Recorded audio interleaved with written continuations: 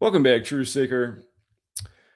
We covered this topic last week. We're going to cover it again in greater detail, covering some things we didn't discuss last week. Right now, the internet is full of people uploading their frustrations about the cost of living. And I can't tell you how many videos I've witnessed where somebody is showing you their grocery basket, screaming about how much they spent this year compared to last year or a few years ago. And trust me, we all know.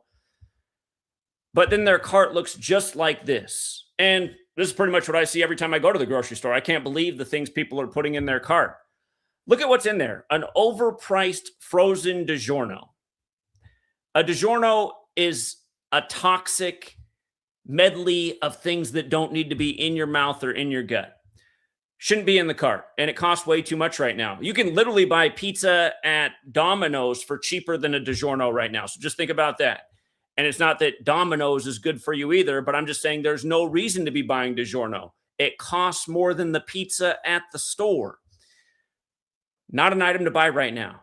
How many bags of chips are in there? There might even be more than we can see. Does anybody need to be eating chips? Here's a good rule of thumb. Start looking at ingredients if vegetable oil is in the food. If you see vegetable oil in there, which is going to be in pretty much every single bag of chips you buy, especially if it's a Frito-Lay, these brands, do not buy it. Vegetable oil is highly toxic for your body. It's creating all kinds of health problems in your body. Stop buying chips. They might taste delicious. You might be addicted to them. You need to break that addiction. Not to mention they cost a fortune now. I've been saying this for years. I'm like, God, you think as much as chips cost now, people would stop buying them. But they don't because they're addicted and also because they lack common sense. Start reading labels. Vegetable oil, high fructose corn syrup. Look for both of those things. If it's in there, do not buy it. Vegetable oil and high fructose corn syrup are horrible for you. Horrible. The way I look at food is there's an extra cost. If you're putting something in your body that's not good for you, the other cost is your health down the road. A lot of times might say, oh, I'm young right now. I mean, I'll worry about that 20, 30 years from now. And that shouldn't be the mentality anymore, because look at all the young people getting cancer and dying from disease and illness and have diabetes and pre-diabetes and all this other crap. Look how common it is at younger and younger ages. My parents, born in the 50s, they didn't have to worry about any of this because it wasn't in the food. This food thing really changed in the 80s and more ever since. 80s, 90s. Food became a lot different. And again, look at what happened with food companies. Philip Morris took over a lot of food companies and learned how to make foods addictive, just like once upon a time they had everybody hooked on cigarettes. Our food is scientifically engineered to build addiction. But again, DiGiorno shouldn't be there. Doritos shouldn't be there. Coffee Mate? What is Coffee Mate? Flavoring with high fructose corn syrup? That's something you don't need. Stop being so addicted to salt and sugar. Retrain your taste buds to minimize those things. Too much salt, high blood pressure, the silent killer. A lot of people's hearts stop working at an early age because there's too much salt in their diet. Sugar just fuels all kinds of disease and illness in the body. And all these things that are sugar-free, when it says sugar-free, your eyebrows should really go up because, like, okay, if sugar's not in there, then what did they put in there instead? Some crazy engineered product that's even worse for you than sugar? It's like fruit juice, sugar-free, and then you look at the ingredients, 0% juice. It's like, what? Fruit? It's advertised as fruit juice. Okay, so this is 0% juice. What the hell's in here? A bunch. That's the other thing to look at for labels. Words that you have no idea what they are, I wouldn't put any of that in your body. If you don't know what that word is, can you pick a Glenzo Bazooka off the tree? No. All these crazy things that are on labels.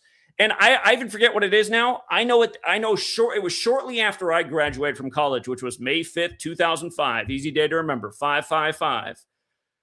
It was shortly after that. I was working in real estate at the time, and our Congress, both sides of the aisle, worked together to pass a bill to make sure some preservative that was common in food no longer even needed to be put on food labels. I can't even remember what it is because I got the United States of amnesia too, but my eyebrows were all up 20 years ago. I thought, wow, if they don't want that on the food label, but it's commonly in foods, it must mean that it's probably not a good thing because they don't even want people to think about it. And I wonder what other things like that have happened over the years that I didn't catch wind of. I happened to be listening to the news at the right time and caught that story, and I was like, what? This is the kind of stuff our Congress goes to work and does, passes legislation so a certain type of preservative doesn't even need to be on the label because it's just so common. You know what kind of foods don't have preservatives in them? The ones in the produce section typically, but then even in the produce section, actually, I take it back. Now they're doing a peel and all this crap that they spray on fruits and vegetables to give them longer shelf life. I take it back. It's just, I mean, it is hard to make sure that you are eating quality food that isn't contaminated with some kind of crap that doesn't belong in your body more and more so. And really, at the end of the day, the closest you can get to protecting your food is having a greenhouse that's literally in a greenhouse. Because, again, another thing that Americans don't want to acknowledge is the tic-tac-toe patterns in the sky. And it's pretty obvious what's going on. I get so sick and tired of people like, oh, those are just contrails. How about go back to listen to what JFK said in 1961 to the United Nations about the future of weather control and how they can modify weather and ensure there's not drought. I just witnessed it out here in eastern Washington where we have a horrible drought. We had about a gazillion tic-tac-toe patterns in the sky. They must have had 15 drones or whatever they are going at once. And we went from all blue skies in the morning with heat to total cloud cover, wind, and a lot of rain about 12 hours later. And I said, look at that. I mean, that's got to be exactly what JFK was talking about. But anyway, I don't know what comes down in the rain with that. I mean, is it safe or not? I mean, if you have a garden out in the backyard and it's getting rained on and hey, at least it's not drought and I don't have to water my vegetables today. The rain's coming down, but what is even in that rain? Anyway, these carts, I mean, it's just insanity. People are struggling to pay the bills, but they're still spending all this extra money on junk food that just doesn't need to be in their body. And again, this is the problem with growing up in this corporate system. They turn us into consumer bots that lack common sense and rely on our poorly developed behaviors, if you will. I could have done a better phrasing there. Our addictions. Again, a lot of people don't understand about this. Understand what I'm about to show you?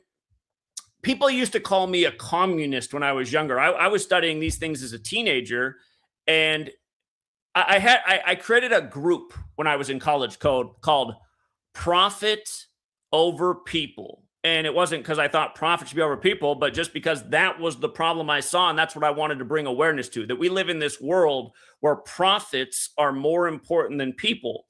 And things have gotten a lot worse since I was in college in terms of corporate control in this nation. But a lot of people don't know what the purpose of a corporation is. People are complaining about what these corporations are doing in America. So if you don't know what the purpose of a corporation is, it has one purpose. One. A corporation's number one purpose is to create long-term sustainable value for its shareholders. It's not to benefit the customer. It's not to benefit its employees. It's to make sure there's a continual growing revenue stream for its shareholders, okay? And granted, a lot of people have 401ks, so they're invested in their market and their retirement depends on it. But the reality is the overwhelming majority of the market is controlled by a very small group of people who are the mega billionaires. Everybody else has a little tiny share. So there's really a small group of people who benefit from this corporate system. And for everybody who thinks that the corporate system is great because someday it's going to fund their retirement, you might have been able to retire way earlier if you didn't live in this corporate system that, you know, squeezed you like a sponge more and more and made it so you had to grind late into your age so that you could finally retire and then get a piece of your 401k, which was probably pennies on the dollar compared to what was squeezed out of you in your lifetime. And we see how as time goes on, more and more, this is becoming more drastic. So again, a lot of people don't even understand what the purpose of a corporation is. It's not to get you that product. They do that as a means to get money from you. It's also why mechanisms have been developed by these corporations, such as planned obsolescence. You know, in your parents' generation or your grandparents' generation, they bought a washing machine and the thing lasted for 50, 60 years. It might still be running in your house, but maybe it finally just broke down after 60 years and you just went and got the latest washer and dryer replacement at, you know, whatever big box corporate store. And you're like, God, I should have got the warranty because the damn thing's already broken. And now to have a repair guy come out, it's going to cost more than just to buy a new one. So I might as well go buy a new one. All of this is by design. And it really is all a system of greed. And again, it's because there's this mechanism that calls for literally more and more greed for it to sustain. When I learned about this as a teenager, I said, where does this end up? Where does this system end up? And for people who don't know, corporations were once illegal in this country because they understood once upon a time there was the decency to understand that, yeah, this mechanism isn't good. This isn't good to have an entity that can be so powerful that's really here just to dominate and only serve a small group of people while it exploits everyone else, from the people that work for it to the people it sells to. In the 1800s, the Supreme Court ruled that corporations could become long-term permanent entities. Once upon a time, a corporation was something that was only allowed to be temporary until the project finished. And again, some of the examples of the earliest corporations that were temporary projects were the things that came together to build things like a railroad all the way across the United States of America. And the reason that they wanted the corporation to dissolve once the project was over is because they knew that those corporations, once they built the railroad, if they were allowed to exist, they would find ways to exploit every last thing that traveled along those rail lines for their own benefit, for their own shareholders. So that was the first thing, you know, that probably should have been stopped in its tracks long ago. And as you see, it took over a century for things to get as crazy as they now are. At one point, people might have been able to make the argument, well, hey, in this age of corporations, look at all the advancement, look at all the technological advancement, look at all the benefits it's brought into our lives. But all along the way, you could have also argued, but yeah, look at also what these corporations are doing. I mean, they've destroyed a lot of terrain. They're destroying forests. They're dumping all their pollutants into rivers. They're ruining the river. No longer is the river plentiful with fish. The river is now plentiful with a small group of fish that are full of mercury and other crap that's toxic. And when you eat it, those toxicities go into your body. Again, I mean, in economics, they call it an externality. An externality, it's essentially something that's not absorbed on the balance sheet as a cost, but it's an actual cost to the world. Yeah, the corporation existed and made a great profit, but the externality was it turned the river into such a cesspool that you can literally light it on fire, which was going on in Ohio not that long ago in history. Rivers on fire due to corporate waste being dumped in the river. The water so toxic it was flammable. But okay, about corporations.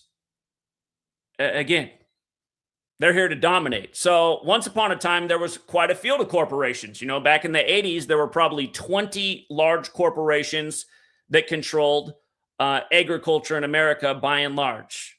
Probably about 20 in the 80s. Where are we in 2026? How many corporations now control almost every last product that's in your grocery store? Right now, there's 4 or fewer corporations providing nearly every product to your grocery store. And again, for anyone who's going, well, I just went there and I saw like 500 different brands in the store. Okay, look who owns those brands. How many of those brands are owned by Coca-Cola? How many are owned by Pepsi? How many are owned by Nestle? Almost all of them between those 3 companies? The answer is yes. The answer is those 3 companies own almost all the brands in the store.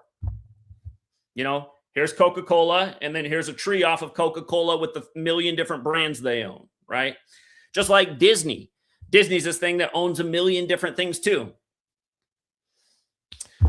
Anyway, as time goes on, you have fewer and fewer companies controlling more and more things. How do you think that works for when they want to really squeeze the consumer. Now there's hardly any competition. There's hardly any competition. Amazon, when it launched, it mostly just sold books. Then it got into selling everything. Amazon said they had a 20-year plan where in those first 20 years, their plan was to grow their market share and really not be profitable to their shareholders. But then after they grow their market share so far, to just dominate. And again, Amazon and Walmart.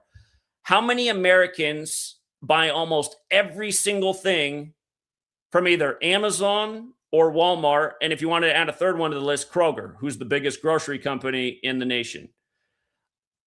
I would guess outside of utilities and energy costs, almost every American is buying literally, and some consumer brands, but if you looked at where Americans' money's going to, besides the government with all the taxation, which is really just wage theft, so that they can send it off to other countries or their favorite corporations, and really just look at your government as that, as something that's owned by corporations, and then those corporations write the policies that become the laws that benefit them, that knock out the competition, just like you saw during Cooties 19. All of a sudden, you had a pandemic sponsored by mega corporations.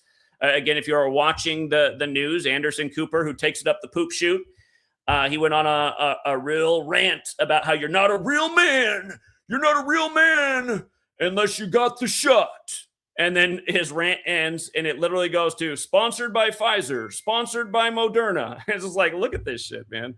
How come in his rant he didn't point out that the corona was coined as seasonal flu in 1968 when it was a new thing? That's what it was coined as, seasonal flu. Remember, there were no flu cases hardly in 2020. It was all corona cases. Wonder what happened there. And that's the thing too, just about how we're raised in this corporate system, right? We go to a school system where if you look at who's responsible for those textbooks that you learn from. Hold on.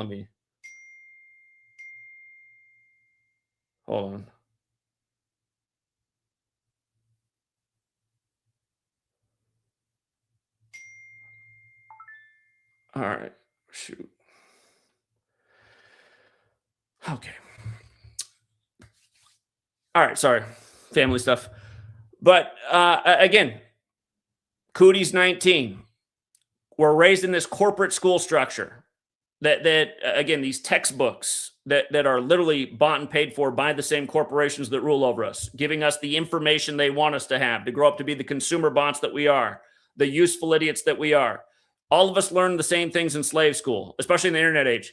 Don't trust what you hear on the internet. Stick to authoritative sources like government officials and nightly news.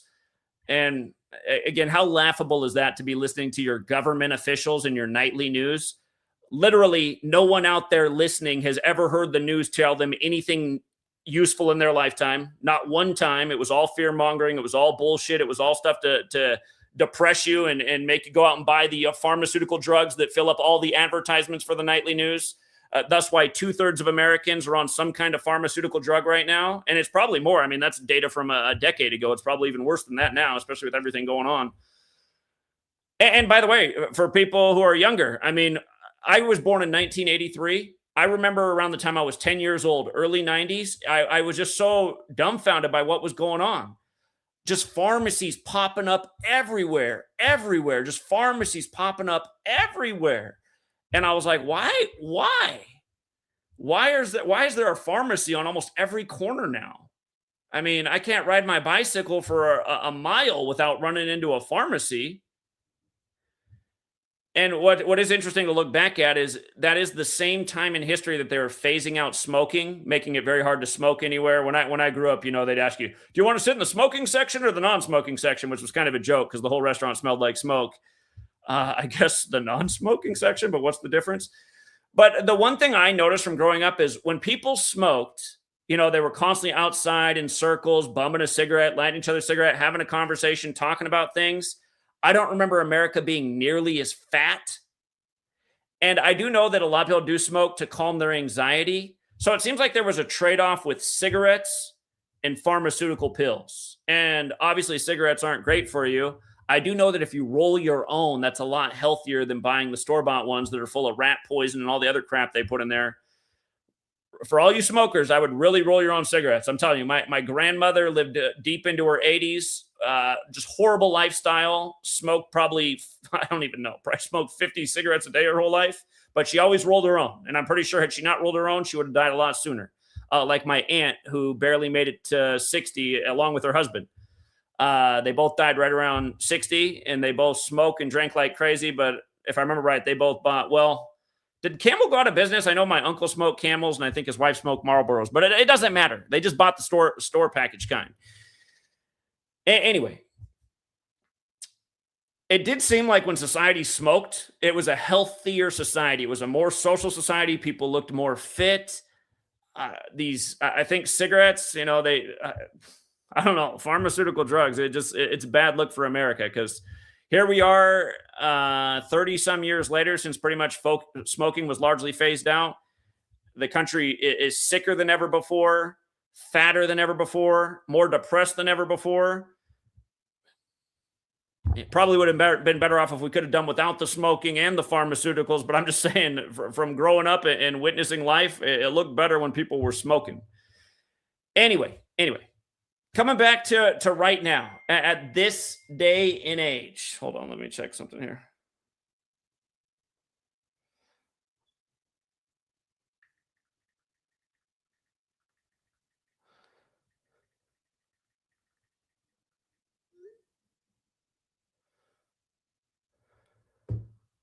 Okay, coming back to this day and age right now, you guys, the people who rule our society, they are trying to reshape human behavior. And again, Klaus Schwab, who's the founder of the World Economic Forum, who retired on the same day the Pope died, which was on Rome's birthday.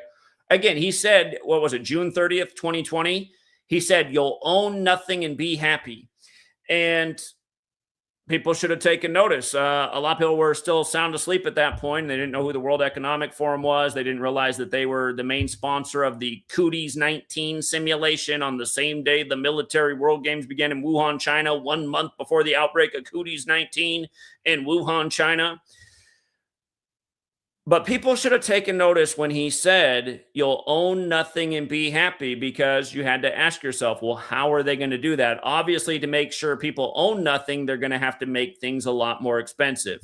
The lockdowns and the printing of money created inflation, made things more expensive. As soon as Cooties 19 winds down, a new thing starts up in the world instantaneously. The war with Russia and Ukraine, which impacts energy prices and creates more money printing across the world from the governments supporting one side or the other of the war. More inflation. Our dollar becomes worth even less due to this story. Then Israel. Now we're printing even more money to send it to Israel. On and on and on. Now here we are starting a war with Iran. What that does for energy costs and more money printing. All of these things are part of a corrupt system that is controlled by very few people, where they also control the media as well as the politicians, because, again, who's putting on the nightly news? These same corporations that have their advertisements all over. Who's controlling your politicians? These same corporations that got more lobbyists in D.C. by a long shot that literally write the legislation for these politicians. The politicians will put their name on it at the end. I'm Senator so-and-so, and I'm paid for by Frito-Lay and Philip Morris and blah, blah, blah. And here's my legislation that they wrote, which is really going to screw Americans even more, but it's going to add more. And that's the thing too, you guys. Through all these things we've seen, they'll even show you on the same nightly news that these companies recorded a record profit. Oh, record profit, record profit. So while we're getting all these stories about why things are supposedly more expensive, these companies are making more and more profit, which means that they're using these stories to their advantage to squeeze us even more. And again, this is where we are. We're in a place where there's very few corporations controlling almost everything. And it's not just this way in food agriculture. Cable companies in America. How many major cable companies are there? What is it? Spectrum, Comcast, and Cox? Is there another one out there? Maybe there's another one. I don't know. But those three have almost the whole U.S. market. And notice what the U.S. government allows them to do.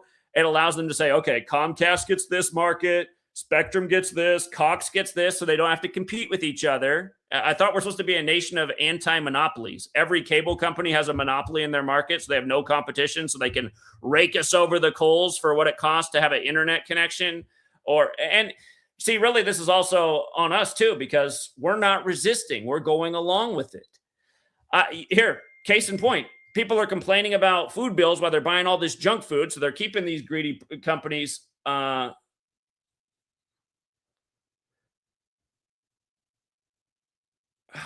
Okay. Hold on.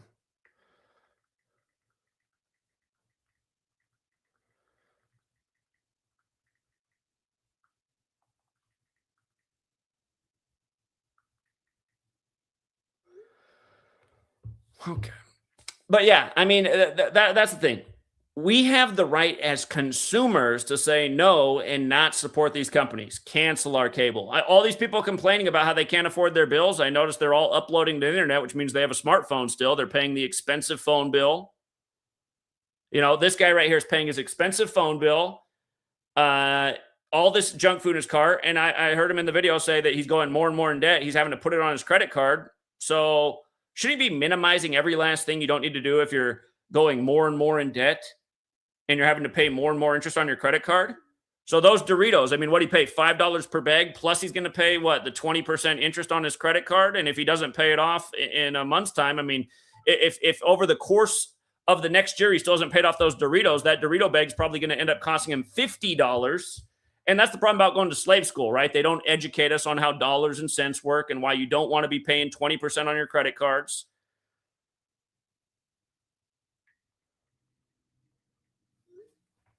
All right.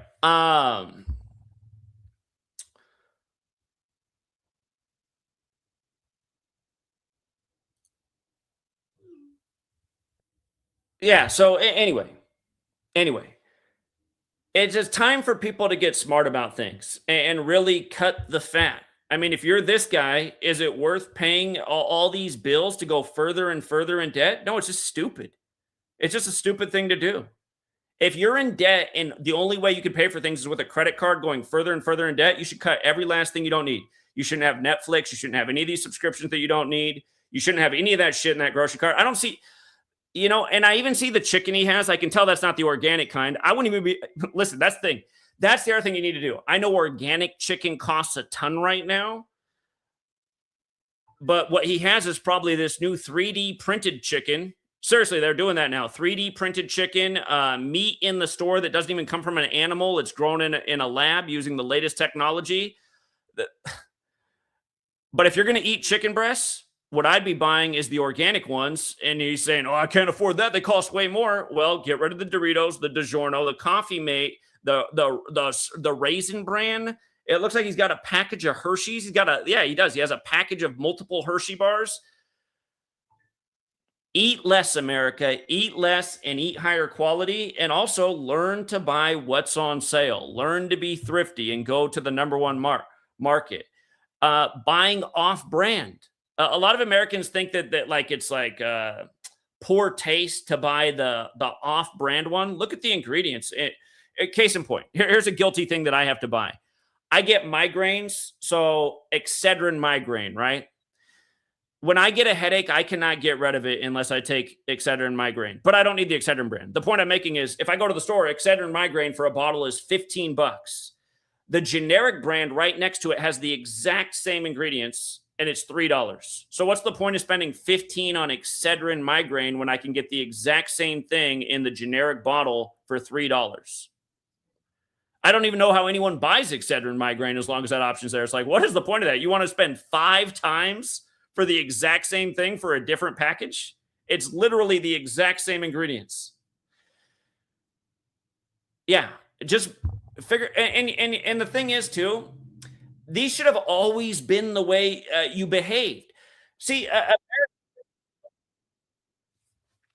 okay. Another thing, just the mindset of consumerism. People want money to buy things they really don't need. Our generations before us, before all this corporatism and consumerism, before they literally controlled our minds and took over our minds, a lot of people in America, their idea was that if they had to work for somebody else, the reason they were really working for somebody else was to learn a skill and save up money so they could start their own business and do better for their family. So few people have that idea anymore. And it's sad. It's sad. That should be everybody's mentality. In this compilation, she ends up having a doctor in here who's talking about a young doctor. She's in her early 30s, and she's talking about how she has over $200,000 in student debt still to pay off.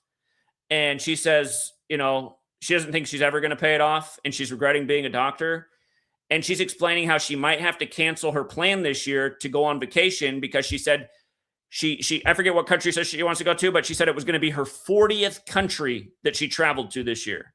And I get it. This is what Americans do, right? They go on vacations. They spend all this money on crap. But to me, and see, this is where my sister and I differ. But understand, my sister married into wealth, and she became a millionaire through who she married into. My sister doesn't understand why I haven't traveled all over the world like her. When I hear this doctor lady talk about how she might never pay off her debt and she might have to cancel her trip to what would have been her 40th country this year, I'm thinking, shouldn't you maybe have not gone on any vacations and paid off all your debt? Because I bet if you hadn't gone on those 40 vacations or 39, I bet you could have paid off all your debt by now. And now you wouldn't have the... See, I guess a blessing for me was growing up poor. I was always the poorest person out of everybody I knew. My friends always had more money. They always had nicer things, more toys, more video games, better food in their cabinet, parents going out to eat, eating fancy dinners. I never had any of that growing up. So I learned to be frugal from a young age. But again, just having this mentality of understanding what a dollar's worth, understanding how to save, having a plan to get ahead so you don't end up like your parents. I think a lot of America just grew up too pampered and just lacked common sense for that reason too. Because, I can't even make sense of this. Uploading to TikTok about how you're going into debt because you can't afford your groceries and your whole cart looks like just stuff that should never go in your body. But this is, for all of us who are healthy when we go in the grocery store, this is what we see from our fellow Americans. This is what a grocery cart looks like. The one thing it's missing is 8 boxes of Coca-Cola. Normally the bottom section would be all stuffed with Coca-Cola. That's the one thing missing here. And I'm guessing this guy probably used to do that too, but maybe that's the one thing he's cutting back right now because things are so expensive. Somehow he figured out how to forego the 8 boxes of Coca-Cola. Again, you guys, they are trying to reshape humanity. They're trying to reshape humanity. You'll own nothing and be happy. They are trying to reduce consumerism, but realize they're also trying to maintain their crazy profit margins by making everything super expensive per item. They know that now you can't afford 10 bags of Doritos, so you might only buy 4 for the month, but they want to make sure they're making the same profit as if you had bought 10 by jacking the price up on the 4 that you can now afford to buy. I'm pretty sure that's exactly what's going on. And again, you guys, it's hard to explain, but to try and simplify it, the world we live in is such a lie, and there's so few people controlling everything from our government to our news to our food supply. All they have to do is on the news sell us stories that essentially become the excuse for what we're experiencing. There's a war going on. The Strait of Hormuz is closed. So oil prices are so high. But have we seen, since this started on February 28th, have we seen any evidence that any war is going on? Have we seen any evidence that any war is going on? Did CNN show one night like some things blown up in the air, almost like some kind of different firework display? Was that the proof that the war is going on? I really do think we live in this 1984 world too, where everything is so corrupt and they can just lie to us. Again, they can tell you there's a pandemic when really all that's out there is something that they coined as seasonal flu, which is 1,000,000% facts. And I got deleted over and over for saying that and for writing a book about it, which was true. Again, there was nothing false about what I was saying. Anybody can look up and see that corona, virus, was coined as seasonal flu.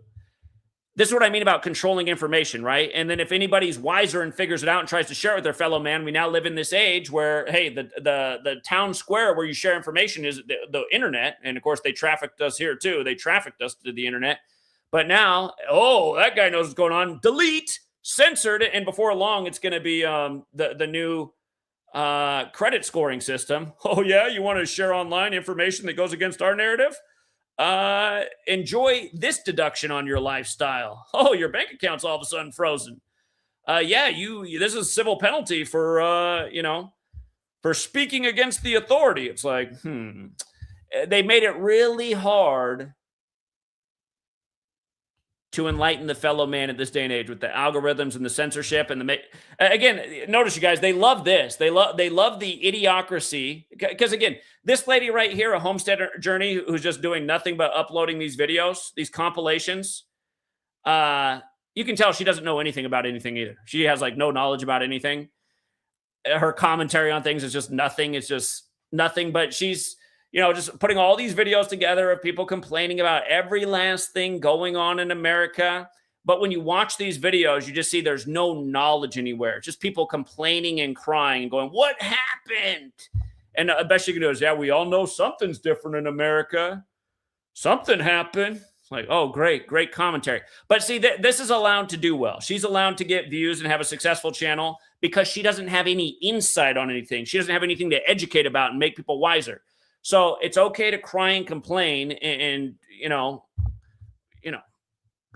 exactly what she's putting on display. But somebody who can educate and understand what's going on and call things out before they happen and help get people on the right path, they don't want that person out there getting out and having their voice heard. That's not what they want. They want the idiocracy getting corralled more and more. And what I think they will eventually do is they'll have so many people at a breaking point that when they open their newly renamed 15-minute cities into freedom cities, because that's all it takes is a twist of words. The Republicans were all mad about 15-minute cities, but now that Trump came along and renamed them freedom cities, like, well, that doesn't sound too bad. A freedom city. Free to be dumb. But yeah, I think that is where they're going. They'll have these new 15-minute cities, which will essentially be glorified ghettos, very techy, and there will be very inexpensive cost of living, but no doubt going to come with consequences. Probably every last thing, every last breath you take will be tracked. The food that will be provided there might even taste halfway decent, say like a Taco Bell, but you're probably putting in stuff that's meant to shorten your lifespan. Because again, there is a real plan to get rid of people ASAP. Might get some tasty slop. Something like Dave's Killer Bread. Isn't it funny how Dave's Killer Bread for all these years has charged double the price for bread, saying they're the most organic, healthiest bread? It's funny. Killer was in the title the whole time. If you guys didn't hear about what was recently uncovered about Dave's Killer Bread, their bread has more glyphosate in it than any other bread on the market. And they've been claiming to be organic the entire time. Dave's Killer Bread, glyphosate doesn't go on organic products. It's not supposed to. And that's the other problem with our food market. How many other things are the same thing as Dave's Killer Bread? You're paying all this money for it. It's supposed to be organic, but it's not. If you've been eating Dave's Killer Bread, if you've been feeding it to your children all these years, you've been putting even more glyphosate in their gut. If you guys don't know what glyphosate is, it's a pesticide. It kills the bugs, but it's also very bad for your gut. And yeah, again, people were spending double for a loaf of bread, and Dave's Killer Bread's been out for a while before this was uncovered. If you go into your grocery store now, you'll see that Dave's Killer Bread's way down on price, and you'll see a lot of it's buy one, get one free. It's because they're having trouble moving it because the word's getting out that they got busted for claiming to be organic all these years when they're not. But anyway, it's just the system. It's so corrupt. It's so corrupt. And by the way, with regards to the FDA, look into how little food they inspect to see if it is actually organic. They're putting that organic certified on there, and I think they're just inspecting a tiny percentage. And understandably, right? I mean, there's a lot of food in America. How can you logistically be checking everything? So, I mean, there's a level of understanding why it is such a low percentage, but that's the point. It's just, if you're not in control of your own food, you don't really know what's in that food anymore. You live in a country where your Congress literally passes bills to make sure certain ingredients don't even need to go on the label because they're so common. And again, if they don't want you thinking about what's actually in the food, what is that ingredient? What does it actually do to you? You're spending way extra for organic, and it's probably, there's a good chance it's not even organic. It's just, I said this years ago, you guys. I was on this kick in a major way a decade ago that, again, everything happening right now was really easily foreseen a long time ago if you were just paying attention to the directions of things in this country. Again, the middle class since the 80s has become smaller and smaller and smaller and smaller and smaller. The wealth accumulation in this country has gone to a smaller and smaller group of people, meaning less people control more and more. Again, look at the statistics out there about how there's about 100 people in this country that have more wealth than the rest of the country combined. Think about how insane that is. There's nearly 400 million people that live here. A group of people that could live on this block I live on. More people live in this neighborhood than control the majority of wealth in the nation. I mean, think about that. I live in a tiny town in America in just one small neighborhood here. So, yeah, it's again the sink or swim title, you guys. Things are not going to get easier going forward. They're not going to get easier. The vice grip is twisting, and it's not twisting in your favor. It's not twisting. So it's not going to get easier. So you can't just sit around and cry about things. What you need to do is partly accept responsibility, because I know almost every single American has ignored all the warning signs. Do you know how I know this? Because I've been speaking out about all these things and getting ridiculed by my fellow man for decades. I've been getting called a communist, a conspiracy theorist, a tinfoil hat. You worry about things too much. These things are out of our control. All these things that people said to me were all wrong, and I knew it all along. If the majority of people recognize that they had power and way outnumbered these entities that are working against us to exploit us more and more, and they stood against it, they would have to fold. They would have to crumble. You know, things are better in Europe than they are in America, and it's because the people in Europe, there's still a lot more people that fight. There's about 1,000 ingredients that are used in American food that are banned in Europe, and it's been that way for decades. Listen to people who talk about when they go over to Europe and they're on vacation and they're chowing down and they're eating desserts and enjoying life. They stay thinner than when they come over here and just eat the regular food. It also goes for everyone who can't figure out why they can't lose weight. They're exercising. They're trying to eat better. You guys, it has to do with the chemicals that are in our food. We have stuff that goes in our gut that creates all this bad bacteria that makes it so we don't digest properly. Creates all this bloating, gas, does God knows what. But there's a reason that people are so fat in this country. Part of it is overeating and not enough body movement, but there's other factors too. There's weird chemistry going on in our bodies because of all of these crazy ingredients that are banned in places like Europe.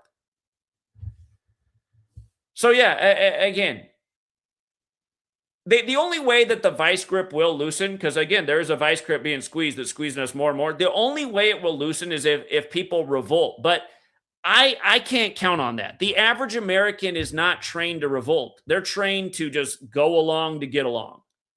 They're trained to go online and cry about it, and then can't even recognize how to make better choices. I mean, to me, it's like I can't comprehend this. I can't comprehend this as a human being. I can't comprehend, bitching about how much my food bill is and looking at this. There's so many videos online. And like, I was just listening to this 20-year-old girl who couldn't say 4 words without saying bro or like, bro, I just went to the store. And it's even a girl talking. It's like, what? Like, bro, I just went to the store and all I bought were Cheez-Its and Cheetos and some soda and like, bro, I got I forget, but a few other chips, and it was $70. And I'm just thinking, everything you just, she said, I got ranch sauce. I'm just thinking, okay, what did you just order? You didn't buy a single thing that was healthy or nutritious that needed to go in your body. There's problem one. She didn't list one thing that she needed to eat. You don't need a ranch. You don't need ranch for anything. And if you're going, well, I can only eat it if ranch is on it. You need to fix the way you eat. You can actually reform your taste buds. You can reform your taste buds. I did it as a teenager. Here's how I reformed my diet. I didn't eat a whole lot of vegetables until I was about 17. And I read a book at that time called Diet for a New America. And all my friends started making fun of me when I started to change the way I ate. I started to eat a lot more vegetables. And my brother-in-law, who was a doctor, he literally called it, he used to call it the FAG diet. He'd say, Zach, you're on the FAG diet. Doctor, mind you. But the reason I was all of a sudden able to eat mushrooms and tomatoes and things that I really didn't like prior to that point, my sister still will not eat tomatoes to this day.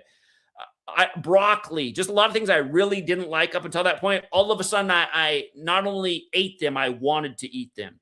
But I read a book about nutrition and how important it is to have these different foods and diversity of foods in your gut and how good it is for your body.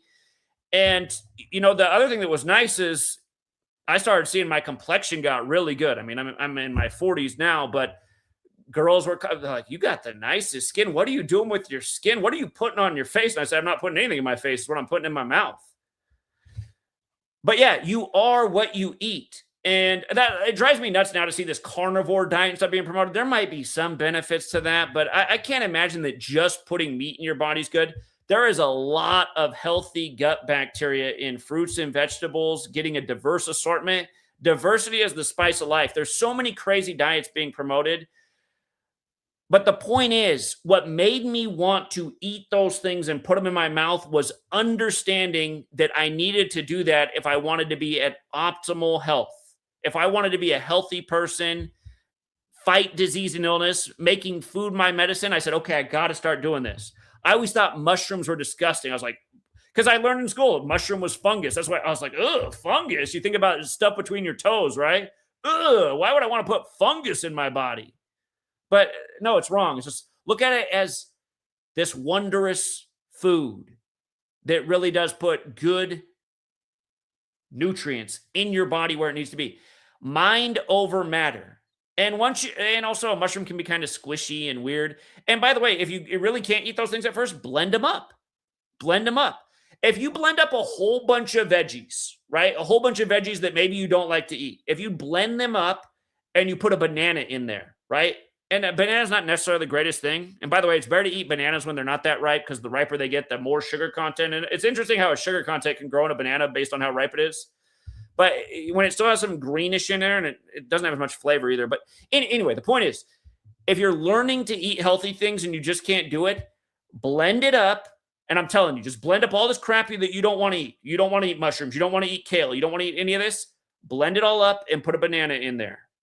Or something sweet like that, but a banana's really sweet. If you drink the shake down, it's mostly just going to taste like banana. There's mushrooms, there's kale, there's all this crap, carrots, whatever you're putting in there. I like carrots anyway. Carrots are kind of sweet too. But the point is, learn, and that's the thing too, figure out how you got to do it, how you got to make the transformation. And that might be part of it too. You start eating this way, you figure out a tolerable way to do it, and now you're starting to see some health changes. You're starting to see, wow, I can actually see my junk down there. A lot of American men, they can't even see anything. Man, I used to be able to see my junk. Last time I could see it, I was 10 years old. Again, put healthy stuff in your body. See the changes. See energy level. Here's something. I was a vegan for a while. Here's something I can attest to about being a vegan. A lot of people think like, oh, you'll be weak and scrawny. Not if you make sure you get enough protein, which you can do by eating things like beans, and there's all sorts of plant-based protein source. I wouldn't get into eating the fake meat and all the highly processed food, but things like black beans, other beans, they're loaded with protein. When I was a vegan, I was in great shape. I was athletic. I had good muscle content. I worked out regularly. So this whole thing about that you'll be weak if you're a vegan, you don't have to go vegan, but the point I'm making about when I was vegan, I never had better energy levels. I feel like when we're on fruits and vegetables, our body processes it more easily. And that's the thing too. A lot of you guys, when you make the transition, you're like, man, I've been having diarrhea and the shits. That's because your body is now flushing out all the nasty shit that needs to come out. That'll turn people out. I've heard that from so many people that I got to eat healthier. Like, oh, I didn't like it, man. I was just like shitting too much. That's your body flushing out all this nasty stuff that's just been inside you from your toxic diet.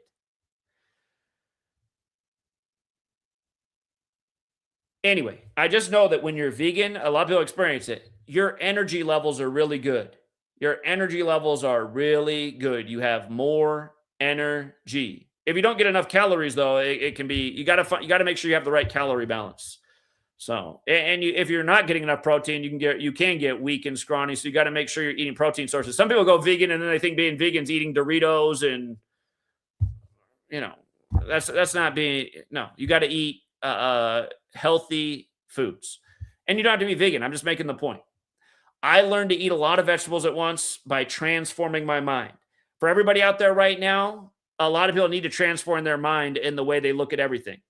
I saw another video, guys crying about how he can't do anything fun anymore because he doesn't have any money. He's saying, how am I supposed to do anything fun? I don't have any money to do anything. He's like, I can't go out. Can't afford to go out to the bar anymore and drink. I can't go out to the movie. I can't go buy something extra at the mall. Change your definition of what fun is. Here, the guy I was talking about, he looked kind of scraggly, right? I was thinking if I could talk to him right now, I'd say, hey, do you have a Planet Fitness in your town? Because Planet Fitness charges jack shit to go to the gym. So you can probably afford Planet Fitness. The case in point, those 2 Dorito bags right there on the screen is the cost of a monthly Planet Fitness membership. How about make it fun to go to the gym? How about get in the greatest shape of your life right now? Eat healthy, go to the gym. Transform what fun is. See, the fun can be watching the health transformation. Wow, look at my muscle tone. Look how good I feel. Wow, I just picked up a nice girl at the gym. Her and I have a lot to talk about because we can't believe how much groceries cost. Both of us just started going to the gym because we couldn't afford to go do anything else anymore. Now her and I are having extra fun at night. And just a while ago, now that I think about it, I didn't have a girl to have any fun with. Again, you just have to transform the way you're living.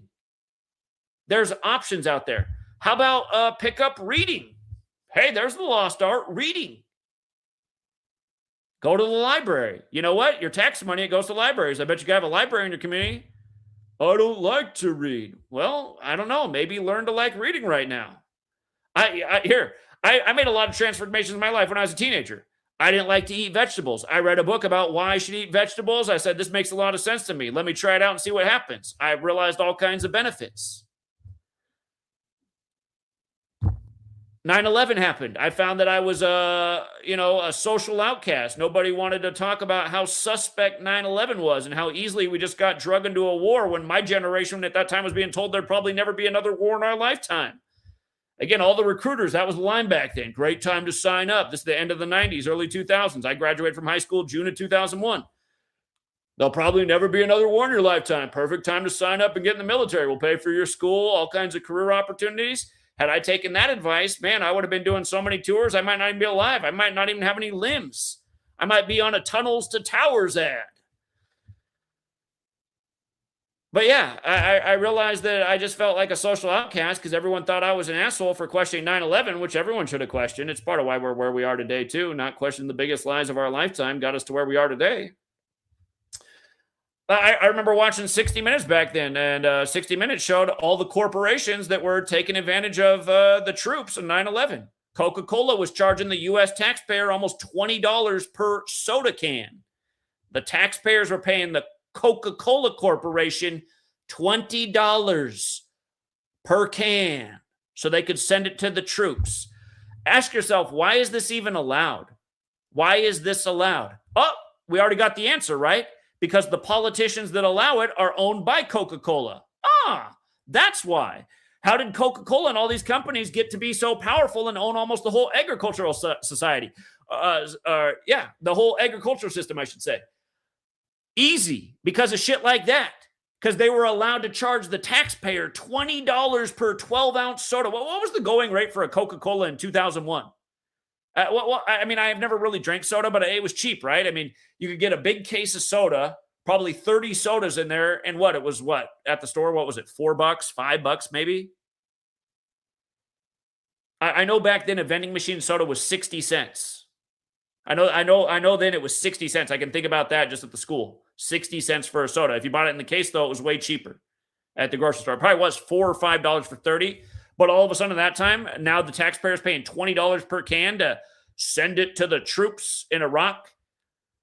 Hey, put a yellow ribbon on your car and support the troops and support Coca-Cola making $20 per can. And I mean, they weren't the only corporation exploiting, but you guys, this is how we got to where we are.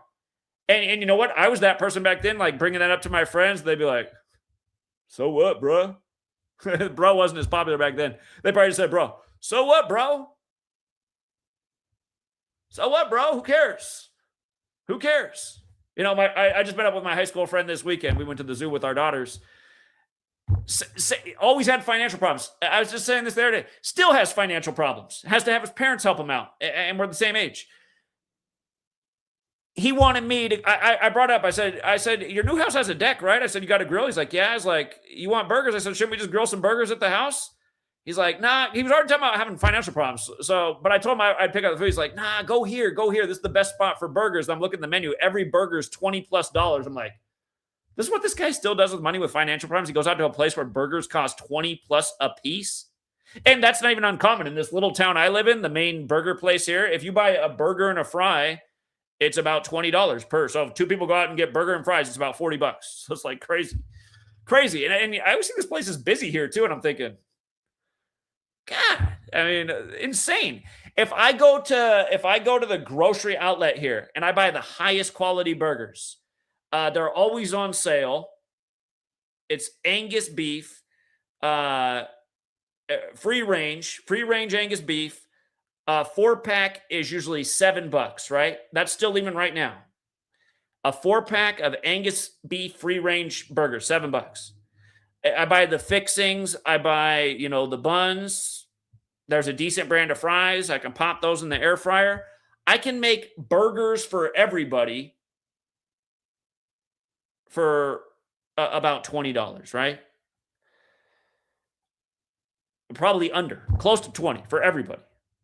But my buddy, he really wanted this. And then the thing is, I watched him. He took 2 bites. And he's like, I'm not even that hungry. And he gave the burger to his dog. And I was like, you pretty much just gave a $20 bill to your dog that I paid for, by the way.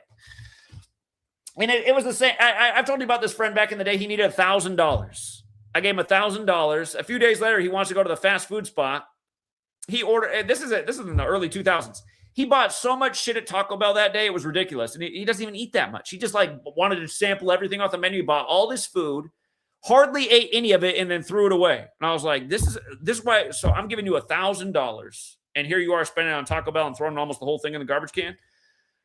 America, you guys, it's just the average American does not have common sense, cannot make the right decisions, has all these financial problems that are largely self-inflicted. And again, you guys, things are taxing on everybody right now. But you know what? I'm not these people crying online about how my life's falling apart and I have credit card debt. You know why? Because I always worked hard. I never wasted my money on stupid stuff.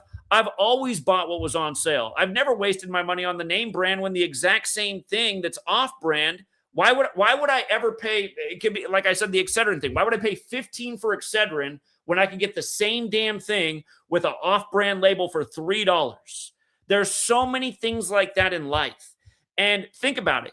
If you go through life just always buying in this compilation, there's a girl with purple hair, and she's like, I've worked so hard my whole life. I don't want to be an off-brand shopper. I'm still buying name brand, but I can hardly afford it. What are you doing? Why? Why is it so important for you to buy the main brand? I get that some products taste a lot better. I get it, but a lot of things are pretty much identical. They're pretty much identical. You're just paying 4 or 5 times the price for God knows what reason. For a label? Anyway, the point is you have to change your behaviors right now. You will destroy your life if you just stay in debt and keep getting further and further in debt to these credit card companies. What will eventually happen is you will have to claim bankruptcy. Then you'll have no credit available. And then you run into one problem in life. Now you're really screwed. You're going to be a slave to the grind with no escape for the rest of your life until the day you die. Again, you have to modify your behaviors. You have to cut out all this junk food, all this snacking. And the good thing about that is that would actually be a good thing for almost everybody. Snacking is not healthy. Constantly eating is not healthy. Our ancestors didn't constantly have food to put in their mouth, and especially this processed shit that wasn't even meant for the gut. Our ancestors, food was only in supply at certain times of the year, hunter-gatherers. Again, the point is, you have to change your behavior. If you're complaining about things and not making any changes, you're just an idiot. I understand it's not fair what's going on, but there's consequences to ignorance and apathy, which was the title of last week's video. I know that America has been apathetic and ignorant about everything that mattered because you know what? I've always been the person who, when there was a meeting about something, a gathering about these types of important topics, you go there and there's almost no one there. There's almost no one there in a big city full of 1 million people. Maybe 20 people came to that event. Ralph Nader, who used to campaign for office, but really all he was doing was going around to educate people about how horrible our government is. And see, the beautiful thing about a Ralph Nader, every Democrat should listen to Ralph Nader, because Ralph Nader will explain how a lot of these consumer protection agencies that are his legacy, that are now part of government, he says it doesn't work. He said a lot of these things are because of me and my efforts as a younger man. But he said, look at them all now. He said all of them are the wolves guarding the hen house. He said that's what government does. He says, I wish I could go back and undo these things. I wish my name's not attached to this. I wish this isn't my legacy. Ralph Nader, as an older man, was campaigning every year in the late 90s, early 2000s. I mean, now he's nearly 100 years old, so I don't think he's doing it anymore. But he's explaining the way government works. Nothing good comes out of our government. It's exploitive. They sell you this idea that, yeah, we're doing this for your good, but they're really not. Everything is an excuse to have more control over your life and to take more from you so they can give it back to their buddies, their favorite corporations, their favorite billionaires. Look at every billionaire in this country. Every billionaire in this country is a billionaire because they get a lot of tax money that goes to them. Our money that we have to pay the government gets siphoned off to them. Big tech's full of this. Yeah, it's just, and big tech's been instrumental in building this massive surveillance state, data state. And again, really, we should all get rid of this thing together. We should all make an agreement and say, you know what? This needs to go. This thing needs to go. They're using this thing more and more against us. These dynamic pricing things in the store. You guys know about this? The digital price tags in stores that are in Walmart and going up in Kroger, where they can manipulate the price based on what they know about the consumer. If you look on some of these digital price tags, there's a price range. You might get it at $1.38, or you might get it at $2.24. It all depends on the data and information they have on you. They know you got more money in your bank account, et cetera, et cetera. They know you're really going to buy that item. It's crazy what we're living in, but all of this information they gather on us, it's just being used against us more and more and more and more. Again, the things America should really do right now, we should all get rid of this thing. This thing's expensive. It's tracking us. It's manipulating us in a million different ways. I was just at the gym today. I saw this girl in there. I don't think she exercised one bit the whole time she was in there. All I saw her doing was this. I mean, I was like, why did she just go to the treadmill and do that? I mean, she could be walking on the treadmill and staring at her phone. What is she doing? Why are you at the gym staring at your phone? I just see it every time I go in there. This thing has made just society just dumber than rocks. But we should all get rid of that. Cable. We should all really get rid of cable together. And we might even all want to get rid of our internet together and say, you know what? Here, we'll think about re-signing up for the internet. When you allow Comcast, Cox, and Spectrum, and whatever other company might be out there, those are the three big ones that are pretty much everywhere, but they all get their own market, when they compete with each other so we can get a reasonable rate. In Europe, it's been this way forever. In Europe, they pay a tiny fraction of what we pay for cable. A tiny fraction. And by the way, over in Europe where they pay a little bit more in taxes than us, they pay a little bit more in taxes, but they get all their health care covered and they get all of their secondary education covered. Their people aren't living in a mountain of debt from health care costs and education costs. Wouldn't the average American go for that? If you could pay 10% more in taxes a year, but ensure that you're never going to be swimming in debt from education and healthcare.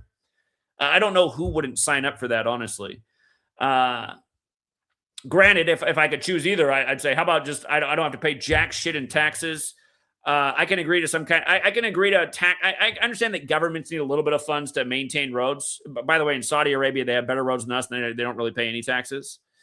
Granted, the royal family, takes care of most things, but the royal families, they got buku cash because they control the blood of the economy, oil. But the point is that when they tell us that they need to tax us for roads, again, there's countries that have way better roads than us, and they're not even paying anything in taxes. Taxes should be so minimal. They should be so minimal. I wish I could save my money. I wish I could use my own money to help out everywhere that I want to help out. Do I choose to help out Russia, Ukraine, and Israel over all the people living on the street, homeless in front of me in my own town? No. Why would I ever choose to help out people overseas when people right here in front of me need help? The hell's that about? Right now, I got to send all this money to the government because they want to build a moon base. I mean, this is why taxation's insane. A moon base. Every time I go into the city, there's just more and more people living on the streets. I think we got major problems right here. I think we need a base to help all these addicts get some skills so they can become productive members of society rather than dying on the streets. And realize, you guys, because we allow all these people to become addicts and die on the streets, and you go to a city like Seattle and all this is ambulances zooming by here to pick up every last overdose person. That's part of the reason, along with, listen, healthcare is insane, right? Part of the reason all this stuff is so expensive is because of things like that. That's all priced into our healthcare system, right? All those are massive bills for those homeless people. They're not paying them, so they become part of the system. They become part of the system costs, which we pay. Again, granted, right now I pay. I'll tell you what, if it wasn't for my wife, I would just chance it and not even pay for health insurance. Because really the only thing that health insurance does for you is if you have some like multi-million-dollar problem that comes up that would totally destroy your life. That is really the only benefit of insurance right now. You go into a clinic, if you don't have insurance, there's better rates. Like, why am I even paying insurance? Like, but again, my wife, she really wanted to see this doctor, and I had to have a different insurance to go there. So I had to pay an extra $500 a month. And then I looked into what it costs to just go in for these baby checkups without insurance. They charge $50 a pop. So we had 4 checkups in the first year. So had we just gone in, it would have cost $200 for the whole year to have the baby checked on without insurance. $200, right? While I was on that insurance, I was paying $1,300 a month. I changed my insurance back because she doesn't want to go there anymore, but all the insurance rates went way up this year. So now I'm like on the much cheaper form of insurance, but now this year it's $1,200 a month for myself and my daughter. Again, I'm a super healthy person who never goes to the doctor. I don't have any conditions or anything like that. My daughter's now 18 months old. But this is just common. I mean, this is what everyone's paying. Some people are paying way more. This is just, it's insanity, but we have all these things priced into the system. And then the other thing that's really priced into the system is all of these American ailments, all this disease and illness, our hospitals just over flooded. And why are most people in the hospital? Because they're dying from essentially having grocery carts like this. This is why the hospitals are as bad as they are, because this is how an American eats. That's why, I do wonder if in the future, when everything becomes digital and they track every last thing, and I don't want to support anything in the police surveillance state. I do just wonder if they will do it. I wonder if when they start monitoring the way everyone's eating, I wonder if, somebody like me who eats super healthy, I wonder if maybe in the future I might get some big break on my insurance because I'm eating at the gold standard, where somebody who eats like this every day, they have to pay way more because just in the same way that they ask you if you smoke, right? Do you smoke? Health insurance will ask you, do you smoke? Do you do this? Do you do that? Once they can track all your behavior and they know everything you're doing, they won't ask you that anymore. They'll just see. But is this person going to have to pay more in health insurance than I am? I would almost say if they do that, I would almost say, well, hey, at least one little good thing about this surveillance system, because shouldn't he be paying more in health insurance? Look how he eats. He's going to die way before me. He's going to have way more health problems than me. He's the reason the whole hospital's going to be overcrowded. I'm going to be 90 years old and still taking care of myself, exercising, eating well, might still not have seen the doctor. I didn't create any of this. This guy's going to be in and out with every last ailment. So, yeah, it's just because people have made bad choices, ignored all the signs of everything. We're now at this critical moment. And finally, and it's just like I've been saying since forever. I mean, you've heard me say it a million times in all the years I've been here. The average American's going to wake up to what's wrong with this society when it's too late. And like I've also said, they might not even wake up because you listen to all these people bitching about everything. They seem to be clueless about why things are. A lot of them have the idea that the corporations are greedy. Yeah, that's true. But you know what? That's their whole purpose. Their whole purpose is to be greedy. They only have one purpose. Their purpose is to be greedy. That's why people like me who, 20, I started learning about this stuff when I was a teenager, going on 30 years ago. It's almost 30 years ago as a teenager. People like me for calling this stuff out. What did my fellow Americans call me? Communist. Sound like a communist. It's like, communist? I mean, once upon a time, the people in this nation knew that it was sensible not to have corporations exist because they're only here to dominate financially. They're only here to dominate financially. And I remember this kid I grew up with when I started debating about these things. He'd say, well, look at all the advancement in society in the age of the corporation. All things are good and bad. That is true. There has been a lot of advancement in the age of the corporation, but has it made life better? Again, I don't think greater technology makes life better. Look at it. I mean, technology's gotten so great that everyone's addicted to it. Is that actually great for society?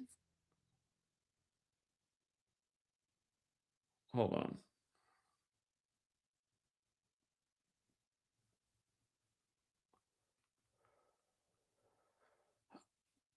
Okay.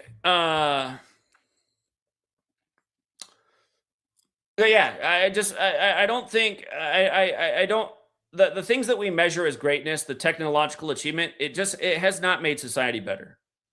Again, children having awesome video games to play that are so immersive and mind-blowing and fun, it's actually not good for them, right? It was better when they were outside, moving their body, learning to play with one another rather than play. I mean, anyone who's ever played video games online, it's a cesspool, right? People get online and they, just like how people behave online, they hide behind avatars, they say things they'd never say.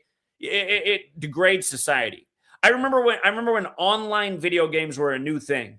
It was about when I was in college.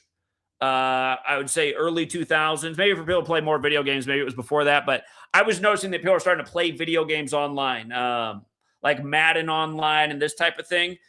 But you'd put on the headset and then you're playing against some guy and he's like calling you the N-word. And you're like, what is this? And then you'd go to the next game and this guy's also calling you that. It's like, what is this? This is what we do online. We just call each other the N-word.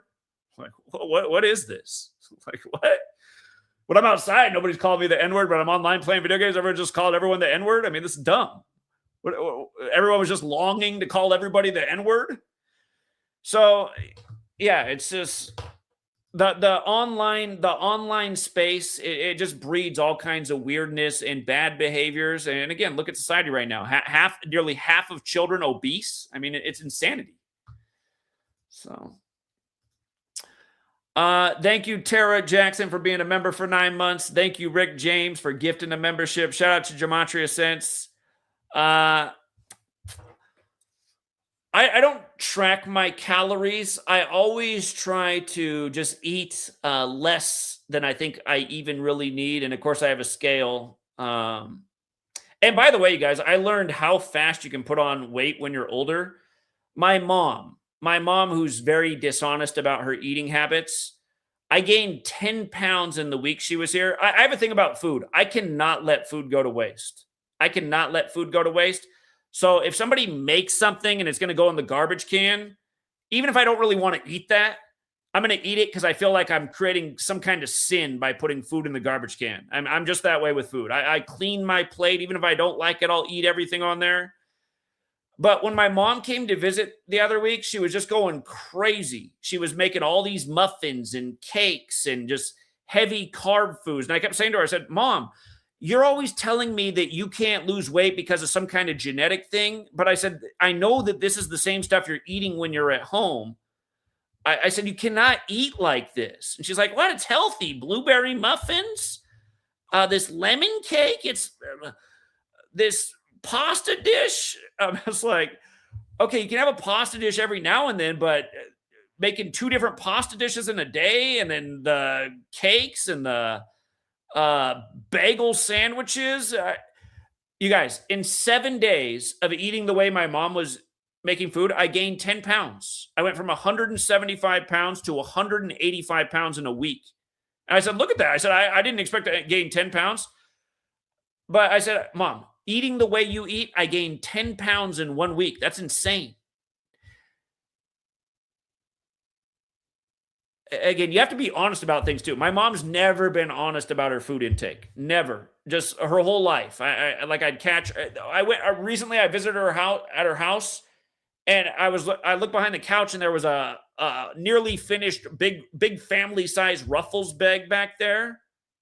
She's like, "Oh, that's been back there for a while." I was like, "Okay, you don't leave junk food around. You were trying to hide that because you didn't want me to see it." When I go there, just a huge box of cookies, hiding behind other items in the pantry. She said, "Oh, I have those for when your nephews and nieces come over." Please, they come over like once a year. Again, the way you eat is important. But yeah, just getting older too. I never weighed 185 in my life, and again, had my mom stayed around for the rest of the month, I guarantee you, I probably would have been over 200 pounds in no time. And by the way, it's also not that hard to lose the weight back. Get out and get your steps in fast.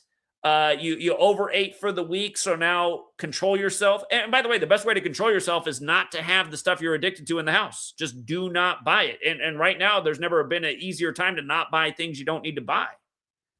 Again, as expensive as everything is, you're in debt, you're in credit card debt. A million% good reason to not buy what you don't need to be putting in your mouth. So yeah, when my mom was here, I don't even know what I was eating. I wish I would have tracked. I was probably eating a 5,000 calorie diet. I think they say 3,000 calories is what's in a pound of fat, if I'm not mistaken. It might be 3,500 calories. It's one of the two. So, I mean, you think about that, you guys. If you are 50 pounds overweight, here, let's look. Hold on. How many pounds are in a calorie or in a, oh, hold on. Hold on. I'm getting dyslexic. How many calories are in a pound of fat? It is 3,500. So, I mean, if you're 50 pounds overweight, that means do 50 times that. That is what you have overconsumed in calories based on what you burn off. So, you know, you can go online and type in what your age is and your height and your weight, and you can get a rough estimate of how many calories you should be consuming a day, and realize most people's lifestyle is pretty sedentary. They're not moving very much. So, I mean, your calorie intake should be really small, but if you're eating, think about it, if you're eating 200 calories below what you're supposed to a day, it's going to take you about 17 days to lose a pound of fat. It's easy to put it on, and it's a lot of discipline to take it off. And the thing is, what can be hard is you're exercising, that can make your appetite greater. So, I mean, you got to have a lot of discipline. If you're exercising, you got to, and by the way, guys, I mean, you're not going to die. If you're overweight, your body's got a lot of food on your body that it can eat off. You know, you could probably, I mean, in Fallout world, it could be beneficial. You're 50 pounds overweight. You might be able to go months without eating as long as you have water. Your body's just eating away at your fat reserves. Every pound of fat is essentially 2 days a meal on you. That's not really a reason to be overweight. I mean, you're also killing your body every day. You're making your whole body work harder, your whole system. Your heart has to work harder to pump all that blood. You're shortening your lifespan. And 2,000 calorie diet's pretty arbitrary number because, you know, somebody who's 5 feet tall, 90 pounds, they don't need 2,000 calories a day. The cell phone. Is that right? I didn't realize that. That's pretty damn interesting. Go figure. They used it to track you after the Event 201 simulation, too. How about that? Leopard Messiah says, let's get the party started. Make it rain for truth, people. Appreciate it. Cashville lady chipped in there, too. I appreciate that. I was supposed to pick up my daughter at 2, but she's napping, and the babysitter said that their work got canceled, so they said that she'll just wake me up when my daughter wakes up, which means I also get to pay more for nap time, but I do want my daughter to get her full sleep. So anyway, I'll go until the babysitter lets me know that it's time to come get my daughter. If you guys have anything to add, what are you doing to save money? Do you need help saving money? Do you need advice on how to save money? And by the way, yesterday, if you were listening to yesterday's stream, Sebastian called in, young guy. He's figuring out how to be creative in this economy. He's figuring out where there's a demand for computer parts, and he's figuring out how to buy those computer parts on the cheap and sell them for a profit. My nephew, he graduated from college last year. He was in the business of buying things online and reselling them at a higher price. I should talk to him more about what he does. But I realize he mostly sticks to Pokemon cards. He will buy thousands now because he's saved up quite a bankroll. He'll buy thousands of these Pokemon cards at once. And then when the market's up on him, he just goes and ships them all off. So he must be selling them to somebody who buys them in bulk because he'll ship it all at once. But he's making a nice, hefty profit every time. He said pretty much every time he makes back 50%. So if he goes out and buys $5,000 worth of these Pokemon cards, when he sells it, he's going to make $7,500. So he makes a $2,500 profit. He said almost every time he makes about 50% of whatever the cost was to him. And while I was down there visiting, he wasn't around, but I saw his latest shipment. I was like, man, that must be, I don't know how, I mean, it was 1 million boxes. I'm guessing he bought more than $5,000 worth. But my point is, for somebody who doesn't have $5,000 to do something like that, that's why it's important to save money for a rainy day. You got money in your bank account, you can start a business. He probably had an advantage because he has wealthy parents. But the point is, there are options out there to be creative in this economy. Maybe right now you can only afford to buy 100 and sell it for 150, and now you got 50 extra bucks. And maybe next time now you can buy 200 and sell it for 300. And then eventually someday you got enough to buy 5,000 worth and make 2,500 off. That's how it is in the world. If you don't have anything, you have to work hard until you have enough of a nut to do something bigger with. You know the phrase, it takes money to make money. That's not always true. But if you do have more money, it obviously opens the door for a lot of things. And the average American doesn't have any money because they're constantly buying shit they don't need. They have debt rather than savings. You don't want to be that person. Let's get Open Up in here. Gematria32. Justin, stay fit. What's up, Open Up? Hey, what's up, Zach? I'll go real quick because I'm about halfway to the gym now. But yeah, it was interesting you were just talking about Pokemon cards because I actually sell the Pokemon cards too on the side.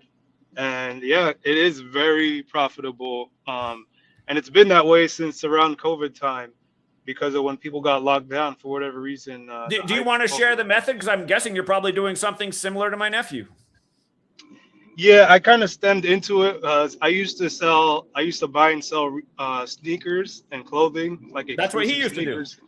Yeah, and the sneakers market now is kind of like in the dumpster, so I don't really do that anymore. But I switched over to Pokemon because it's kind of in the same lane. So the way that it works is like I'm in this group. It's called a cook group, and they kind of instruct you on things that are profitable, and it could be anything, right? It could be clothing, it could be collectible cards, toys, vinyls, all types of stuff. I remember back during COVID too, GPUs were the big thing because of crypto mining. So I made like, I don't know, maybe like 50K off of GPUs back then because of the market. Same thing for like PlayStation 5s. But yeah, but you join a cook group, they pretty much inform you like whenever the new cards are going to drop, what the profit margins are going to be predicted based on the past. And using that information, you pretty much just buy the Pokemon cards. And when they release, they go out of stock right away. So a lot of people have software that they use bots to buy things like shoes and Pokemon cards quickly. Because if you're like a regular consumer, it's highly unlikely that you'll be able to buy anything because they're bought out so fast. But yeah, in my office right now, I probably have I don't even know how many boxes of Pokemon cards, but there's a lot of them, and they go up. Like for example, you could buy a box that could be worth about $60. After it goes out of stock, probably in about a month or two, that same box could be around $200. So that's one box. So you could imagine how much it adds up over time. From looking at what my nephew had stocked up at their house, it looked like he had probably about 1,000 boxes. Yeah, yeah. So 1,000 times 140, that's $140,000 of profit if you're able to buy that many of a Now, he certain said he's box. normally making about 50% of what he spends. Does that sound more like the norm? Yeah, that's normal. It kind of depends how long you wait to sell it because, as we know, things appreciate over time. So, and then it also depends if they restock that same box, the price could dip down a little bit too. So it all depends on things in the market, when things are getting restocked, and the hype of each release.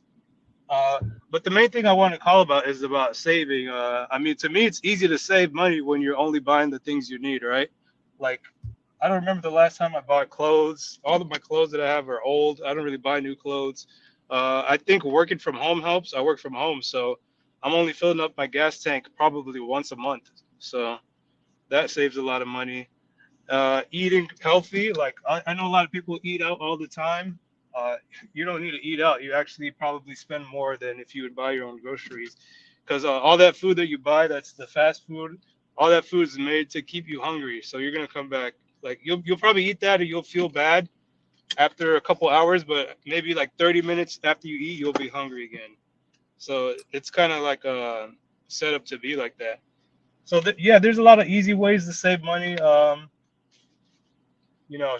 your own food.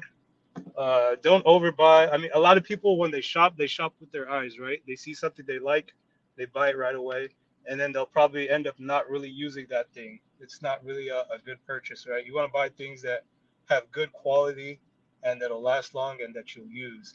I know that one big purchase that I made years ago was my office chair. I bought a Logitech Herman Miller chair.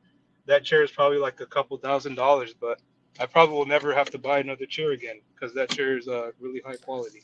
That is true. But Sometimes buying stuff that costs more actually saves money in the long run. Case in point, you're shopping at a store like Forever 21 and you might get a $12 shirt, but you wash it one time and you don't even want to wash it again because it lost its whole form and color. You go to a store like Aritzia, sure, the shirt might cost $80, but the thing about that $80 shirt is you can probably wear it for the next 5 years and it'll stay looking good. So really, what was the better top purchase? Was it the $12 throwaway shirt or was it the $80 shirt that looks good that you can wear a lot over 5 years?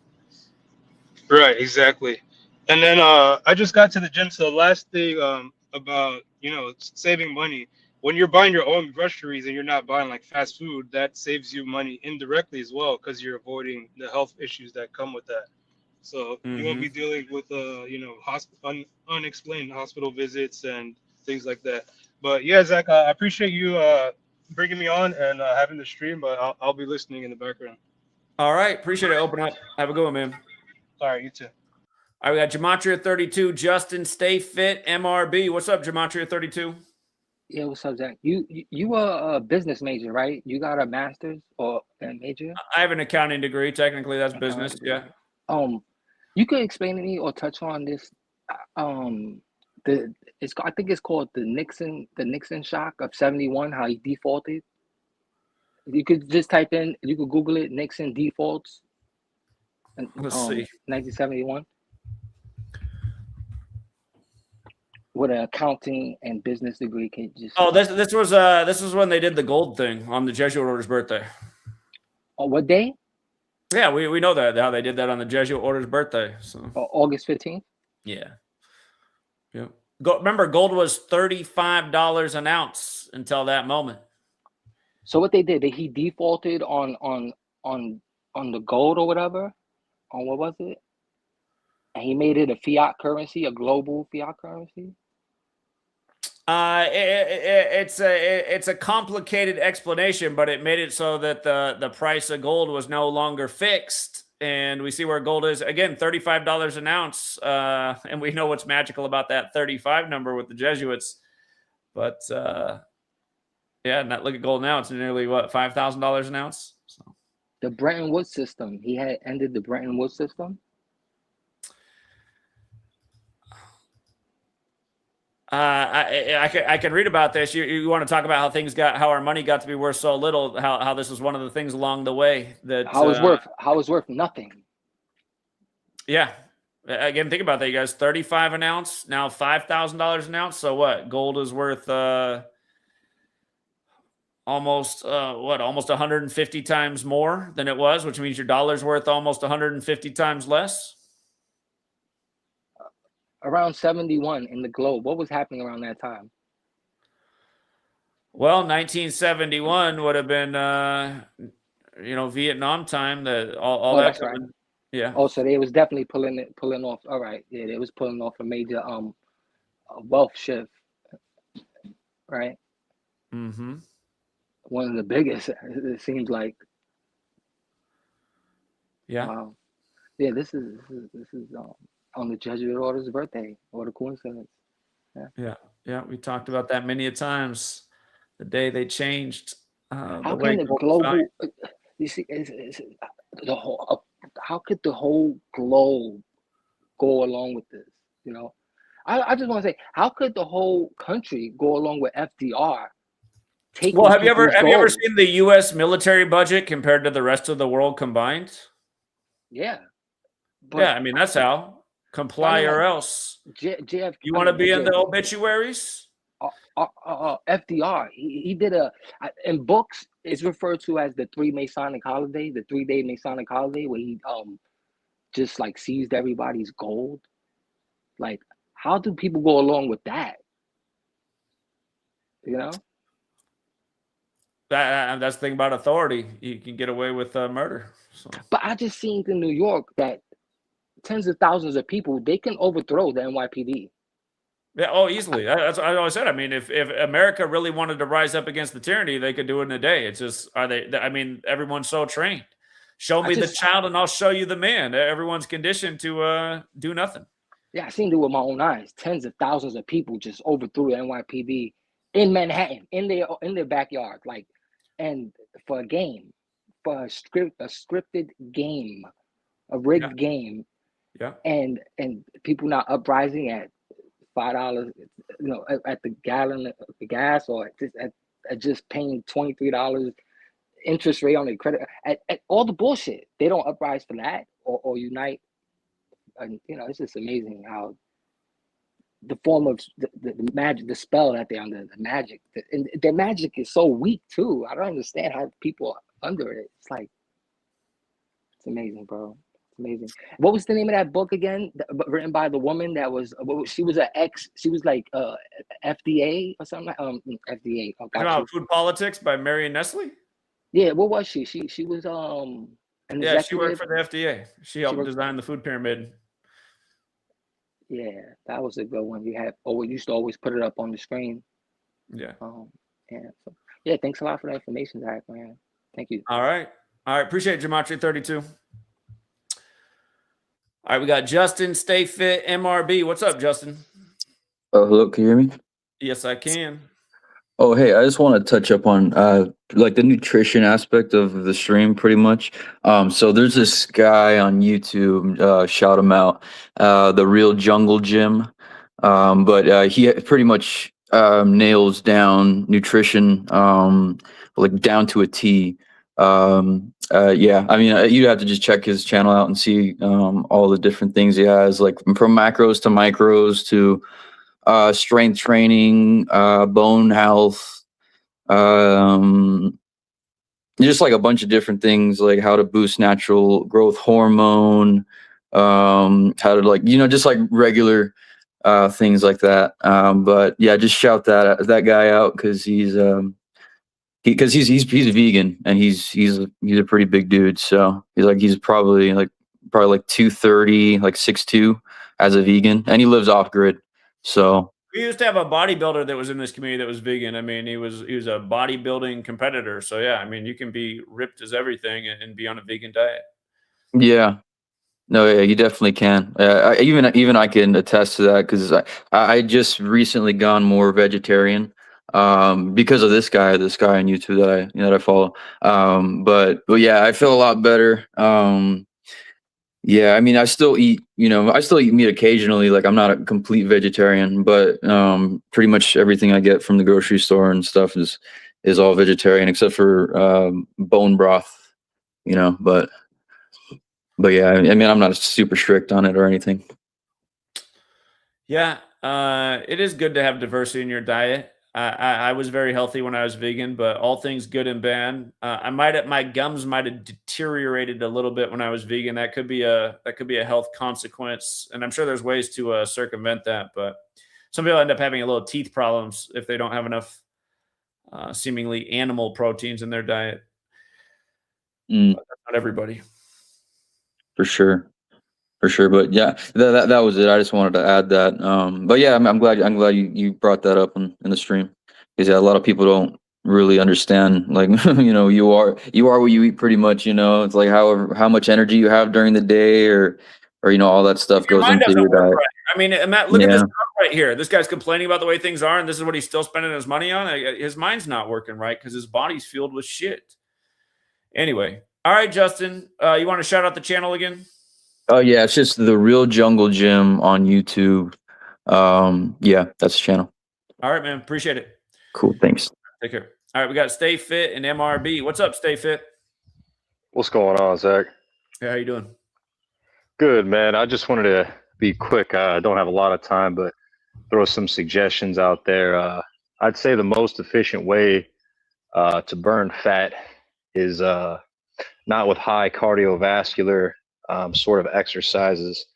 If you can get a full recumbent sitting bike, it's a lot easier on your joints.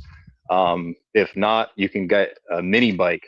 They're very inexpensive, and one with a little digital calendar that tells you the time and revolutions, and it'll even calculate the calories. But when you bike at a very slow pace, I'm talking 55 to 60 revolutions per minute, which is about 1 revolution per second, your body is going to burn 90% fat and only 10% glycogen.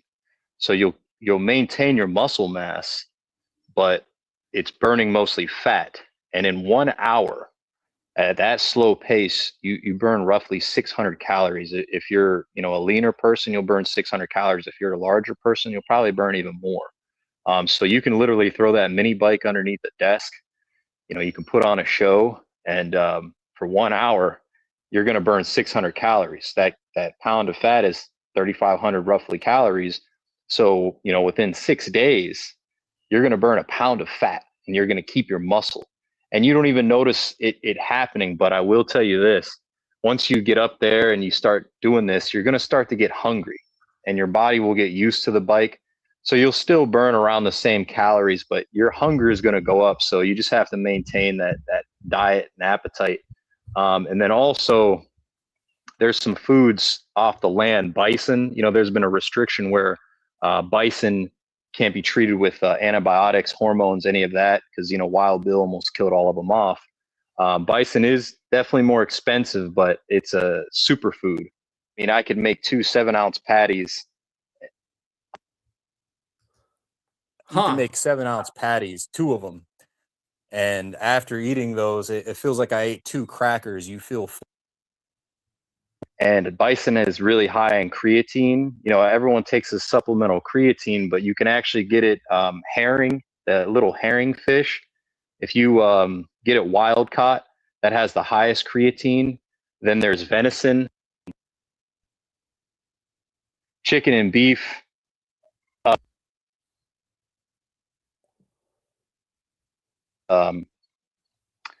They've been so, how can I say, manipulated through the farming techniques and all the things that they've been treated with. They have much less lean protein. So if you can get your hands on those 3, you'll get your natural creatine. And those really make you feel full but light at the same time. You don't feel bogged down. So the mini bike or recumbent bike, whichever or you can afford, great way to burn fat and not lose muscle. And then those particular meats are great for anyone. How can I say the vegan? You can definitely build muscle with vegan, but it's more difficult. Those particular choices of meat, those are going to give you a lot of micronutrients, macronutrients, whatever the term is, and essentially they're not treated with anything. So your body is able to get those nutrients a lot easier. Because if a chicken, anywhere in a chicken's lineage, if any parent of a chicken was treated with hormones, that bleeds off into the genome. How can I say that? The cattle that we eat today was an African, I don't know if I'm pronouncing it correctly, orca, that went to India and then it went to Europe. And every time an animal changes its habitat, it gets affected on a genetic level. So essentially, I'm not saying it's GMO, grass-fed beef, but when an animal changes its natural environment time after time after time, and it's, how can I say, exposed to different practices of feeding, so on and so forth. Animal, the cattle today and the chicken, that's all I really. You're cutting out a little but bit. Yeah, that fat thing's really big. Also I'm sorry. Can you still hear me? I'm hearing most of it, but yeah, you're cutting out a little bit. Yeah, I got someone must keep trying to call me, but more or less, the staying fit and active, keeping your muscles active, that's very important for holding off chronic diseases. When you lose activity, that's when your body starts to develop things that you don't want, and it's actually irreversible damage. So however people can stay fit, whether it's that bike, whatever you can do, just try to remain active and you're going to feel better. And then when you're active, you don't want to eat those junk foods. So it's a win-win. You just have to force yourself to. You got to force yourself to. And however people can do, whatever they can afford, more power to them. So also look up a guy named Mike Menser, who was more or less trained by Arthur Jones. Arthur Jones is the guy who created all the Nautilus equipment.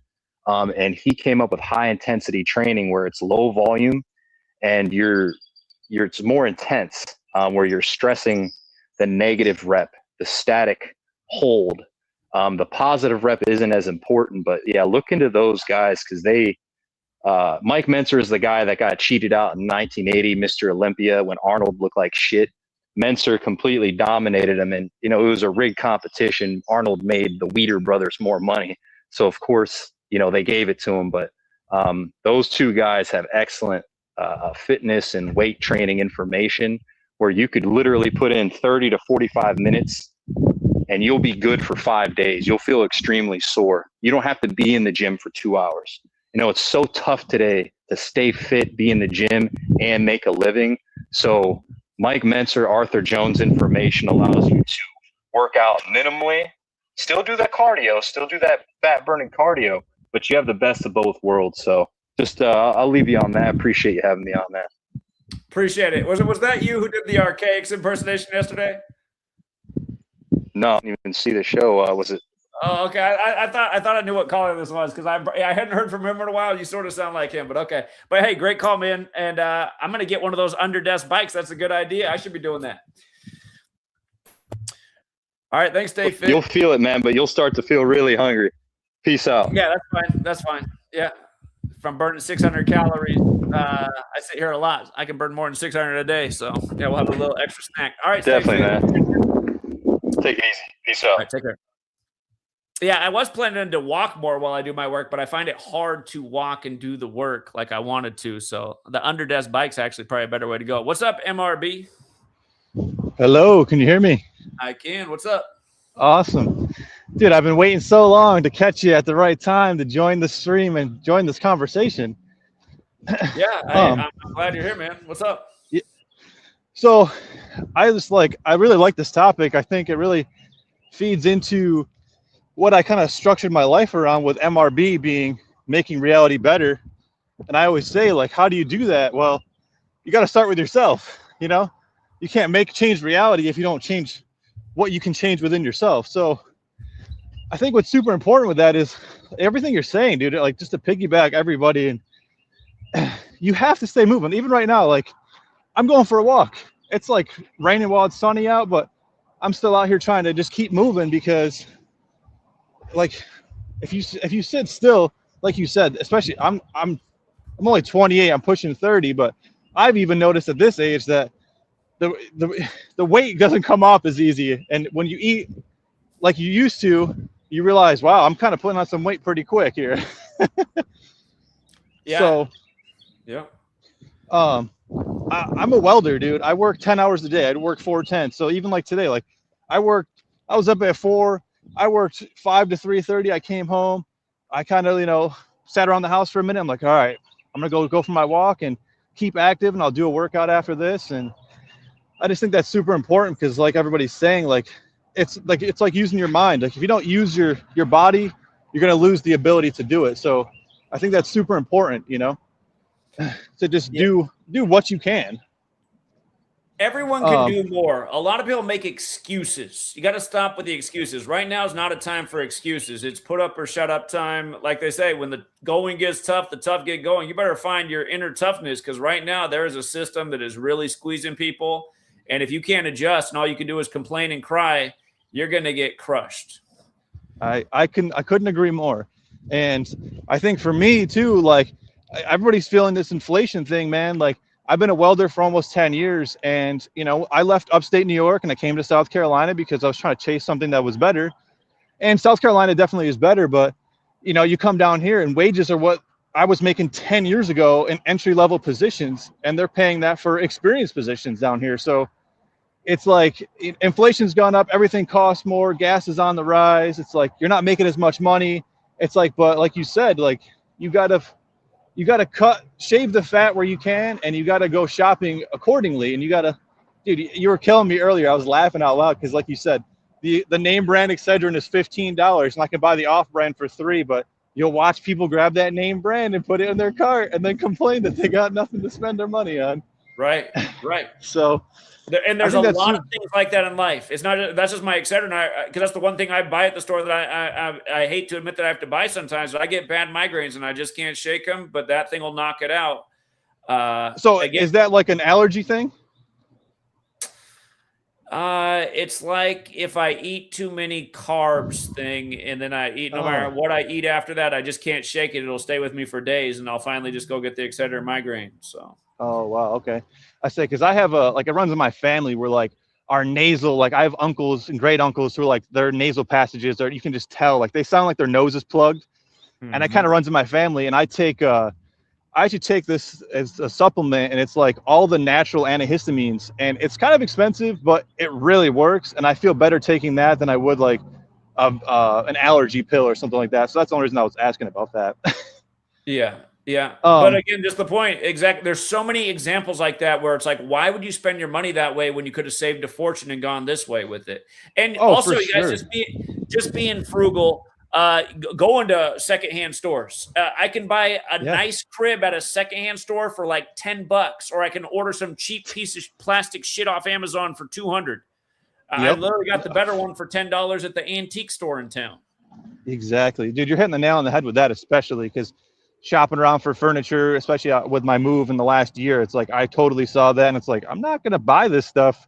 And there's a couple times you take the chance on stuff from Amazon, like you said, it's cheap Chinese bullshit, and it's just like you end up returning it, wasting more time, wasting more money, and it's a headache in itself. But I was gonna say, because you're talking about food and grocery shopping, it's like that's something, especially in the last couple of years, trying to pinch pennies, that I've done. And I see my coworkers, I mean, some of these coworkers, they go to the gas station every single day and they'll get a sandwich or a burger and a soda. And I'm just like, they cry about like, man, everything's so expensive. I'm just like, dude, what are you doing? I'm like, you watch me come in here every day, and I have my breakfast prepped, I have my lunch prepped, I have my, snacks throughout the day. Cause I'm working in the factory, and it is hot and it's hard work. And it's like, you kind of got to keep yourself going.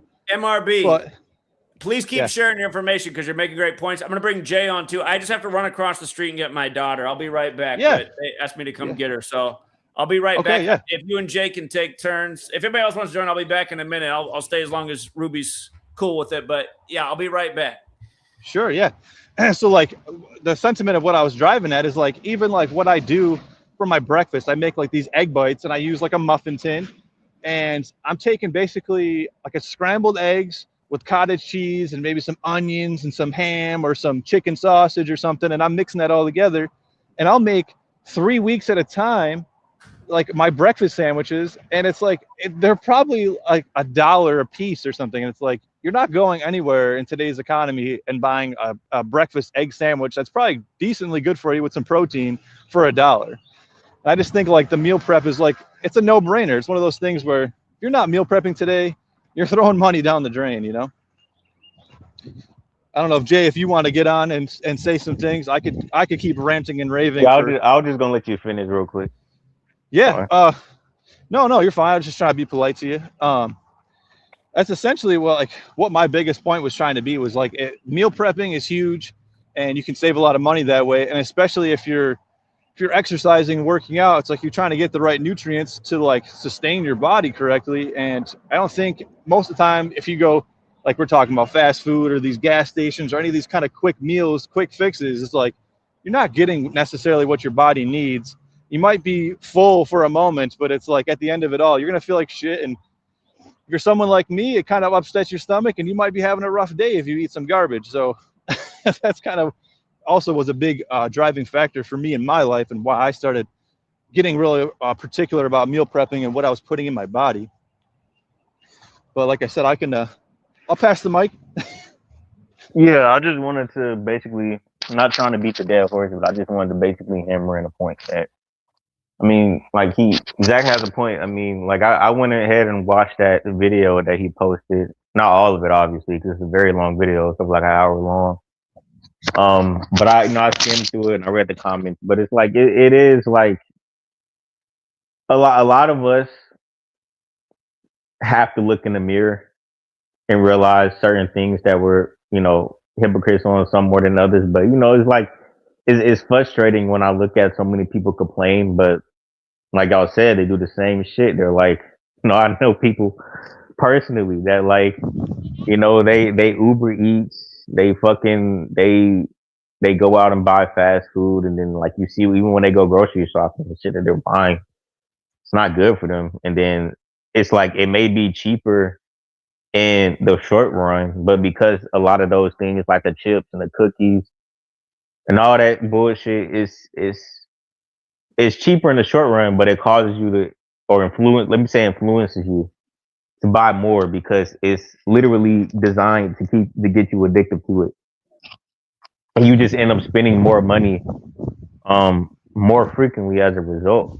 And it's like, people, if they get on me because I when I was buying groceries and shit, like I would buy literally something that costs like $1 more than when I buy like eggs or some shit, like it would be just like $1 more than the conventional eggs. And they would be like, no, I'm not get the regular. And then it's like, but then they go and buy fucking from a restaurant and shit like that. And I'm just like, it's, I just wanted to make the point that we have all these traditions that we've been brainwashed into having to spend money on. And it's not me trying to shit on, people, having fun or anything like that. But my whole thing is this.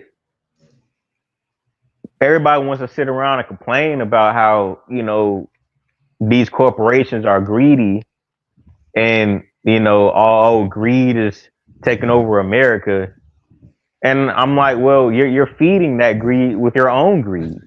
Right, you're lining their pockets for them. You get what I'm saying? So it's like these companies, like the companies that sell the cereals and the cookies and the Oreos and all this cheap junk food, this cheap shit in a fucking box. Yep. You're feeding their greed. You're giving them the validation to keep going. Like do people not? It's like when I see these videos, I'm just dumbfounded because I'm like, bro, Do people really not get that the only reason why these companies are as powerful as they are is because we keep supporting them? Right. If we stop buying this shit, they wouldn't get any fucking money. That Right. would be And they like, would be stuck. yeah, and it's like we've lost the concept of fucking boycott. Everybody wants to keep complaining, oh, it's this and that, but we completely lost the concept of boycotting. It's like I've boycotted so much shit. I don't Yeah. even like going to the movie theaters anymore because I feel like a lot of these movies are just trash or dog shit. I feel like corporatism has and greed has taken over a lot of things, and it's even taken over the creative process where so many stories get butchered. I mean, for people that when it comes to The Boys, you know, there may be people that for people that watch, you know, TV shows and stuff like that. It's like there are so many shows. The Boys is the most recent example. There's so many shows that start off so good because you can tell that the writer's heart is in the right place, and then you see it slowly get corrupted throughout the course of the show. Yeah. And it ends badly because you can tell that they prioritize the wrong things, and it allowed them to be willing to sacrifice the integrity of their story. And it's to the point where it's just like, bro, I'm just like boycotting all this shit. I mean, and then you look at the holidays, you look at all these things people spend money on that they don't need to spend money on. Dude, 100%. It's so fucking infuriating. Like weddings, Christmas, Halloween, all this. Like, yes, I get it. It's fun, but do we have the luxury for fun right now? No, we don't. We cannot like have our cultural. Cake and eat it too. Yeah. I want to just to piggyback your boycotting thing, dude. I'm in South Carolina, so it's like down here. There's like, it's constitutional carry. Like you can carry a firearm pretty much anywhere. You can conceal it. There's no permits. There's no nothing. But when I took my concealed carry permit class, because I wanted to take that anyway, the teacher brought up this very valid point, and I piggybacked him right away because I was like, this guy's proven a really great point. And he said that he won't do business with any place that puts up the sign that says no concealable weapons. If you won't let me carry my firearm in here when I have the right to it from the state, then I'm not going to give you my business. And he would go in there and open the door and be like, hey man, food looks great. I would love to shop here. I would love to, you know, order some food here, but I'm carrying my firearm and I won't do that, you know? And I thought that was a great concept. And I think that's exactly what you're saying, like conceptually, you know? Yeah, that's the same thing that I've been saying for literally everything. It's like, all of these things exist because we allow them to.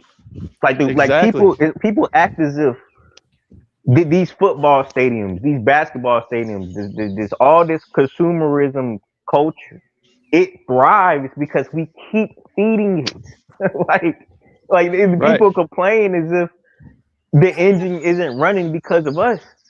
And you know, we keep feeding into the same bullshit. Then people got the nerve to be upset about it. You know, it's not even just be upset about it, but like act as if it's like something new. Like when the title of the video, it's like, oh, America has changed and it's terrifying. America never changed.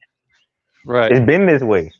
Like since day one. I think, like you said, I think like the lack of boycotting is what hasn't instilled this change, because even my teacher was saying that they made business cards and they would put it on the door and it said, hey, basically exactly what I just said. Like, hey, I would do business with you, but you're kind of violating my rights and I won't do business with you as a private business. So he said that him and his friends were doing that. And then from that point on, several of the stores, the local restaurants and stuff, kind of took their stickers off the doors and were like, all right, like if we're going to lose that much business, then it's not that big of a deal to us.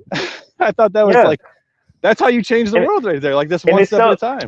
It's so frustrating because like I don't know your race, but not to bring up race, but I would say this as a black person. Growing up as a black person, it's always hammered into you things like, oh, you need to fucking vote, you need to do this because our ancestors and blah blah blah.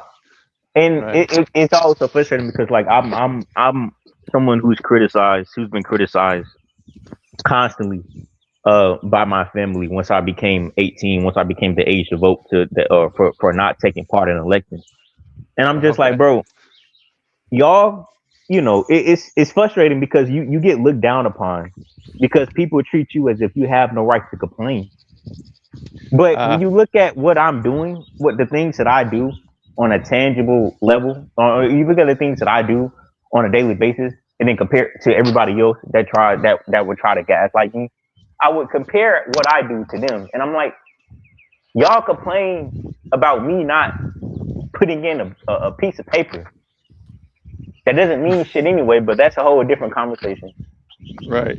Y'all continue to defeat the system the same way. Y'all continue to do the same shit and then get mad at the same result.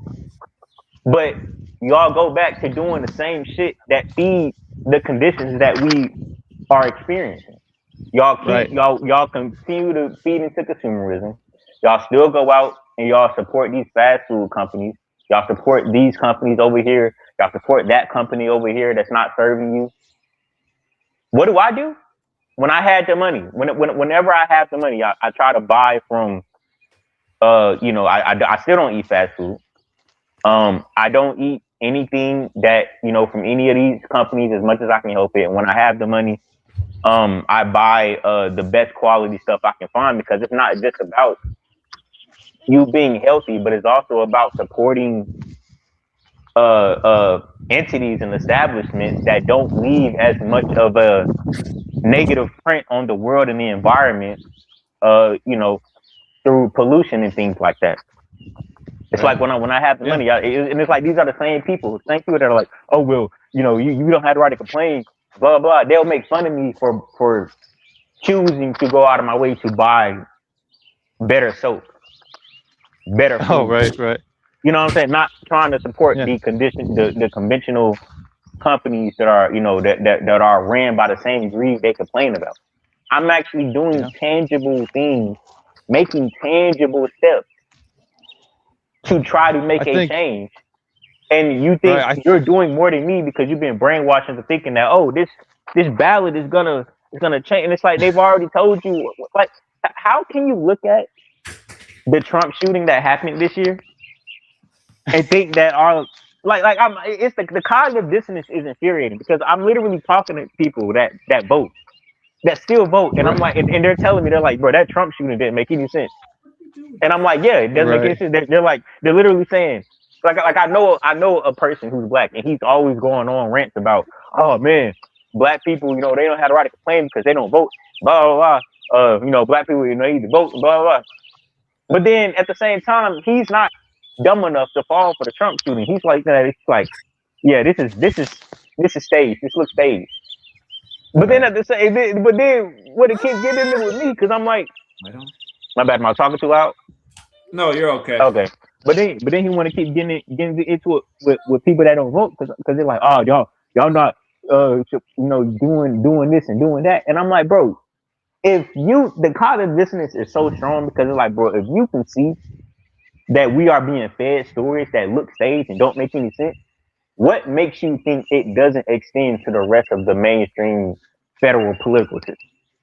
Right. I think to piggyback your point, especially what you're talking about, like choosing where you spend your money and like voting with your dollar and like the certain companies and brands and stuff. I think the problem is, especially for most people, is that takes a little bit of effort. It takes a little bit of homework to like kind of look into these companies and say, who owns this company? Oh, this big major company owns all these little, smaller time things. And it takes that extra energy to actually think about it when you go to the store and purchase those things, versus just, I gotta go to the store and I'm just gonna buy whatever XYZ. This is what I've been doing my whole life, and I'll just keep supporting these people because that's just what I've been doing. And it's easier to just go along to get along than it is to take a stand and kind of stand against the current and be like, well, who really owns all these companies? Like, who am I really giving my money to? So I think that's a big problem of it. People, I think the main issue is that everybody wants the easier way out, but like the way things are, it doesn't allow for the easier way out. There are going to be things you have to sacrifice if you want to end the things that you're complaining about. For sure.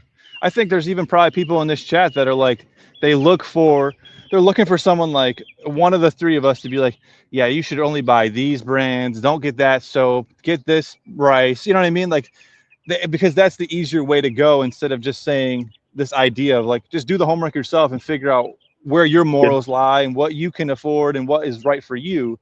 They're looking for someone to just give them the answers. And the thing is, I used to do that on my YouTube channel. I had a video for every I literally had a video for that showed what food I buy, what replacement I would make, because I had my own health issues. I had to navigate through my own, you know what I'm saying, my own like nutrition stuff. And then I would also make videos about what soap I get.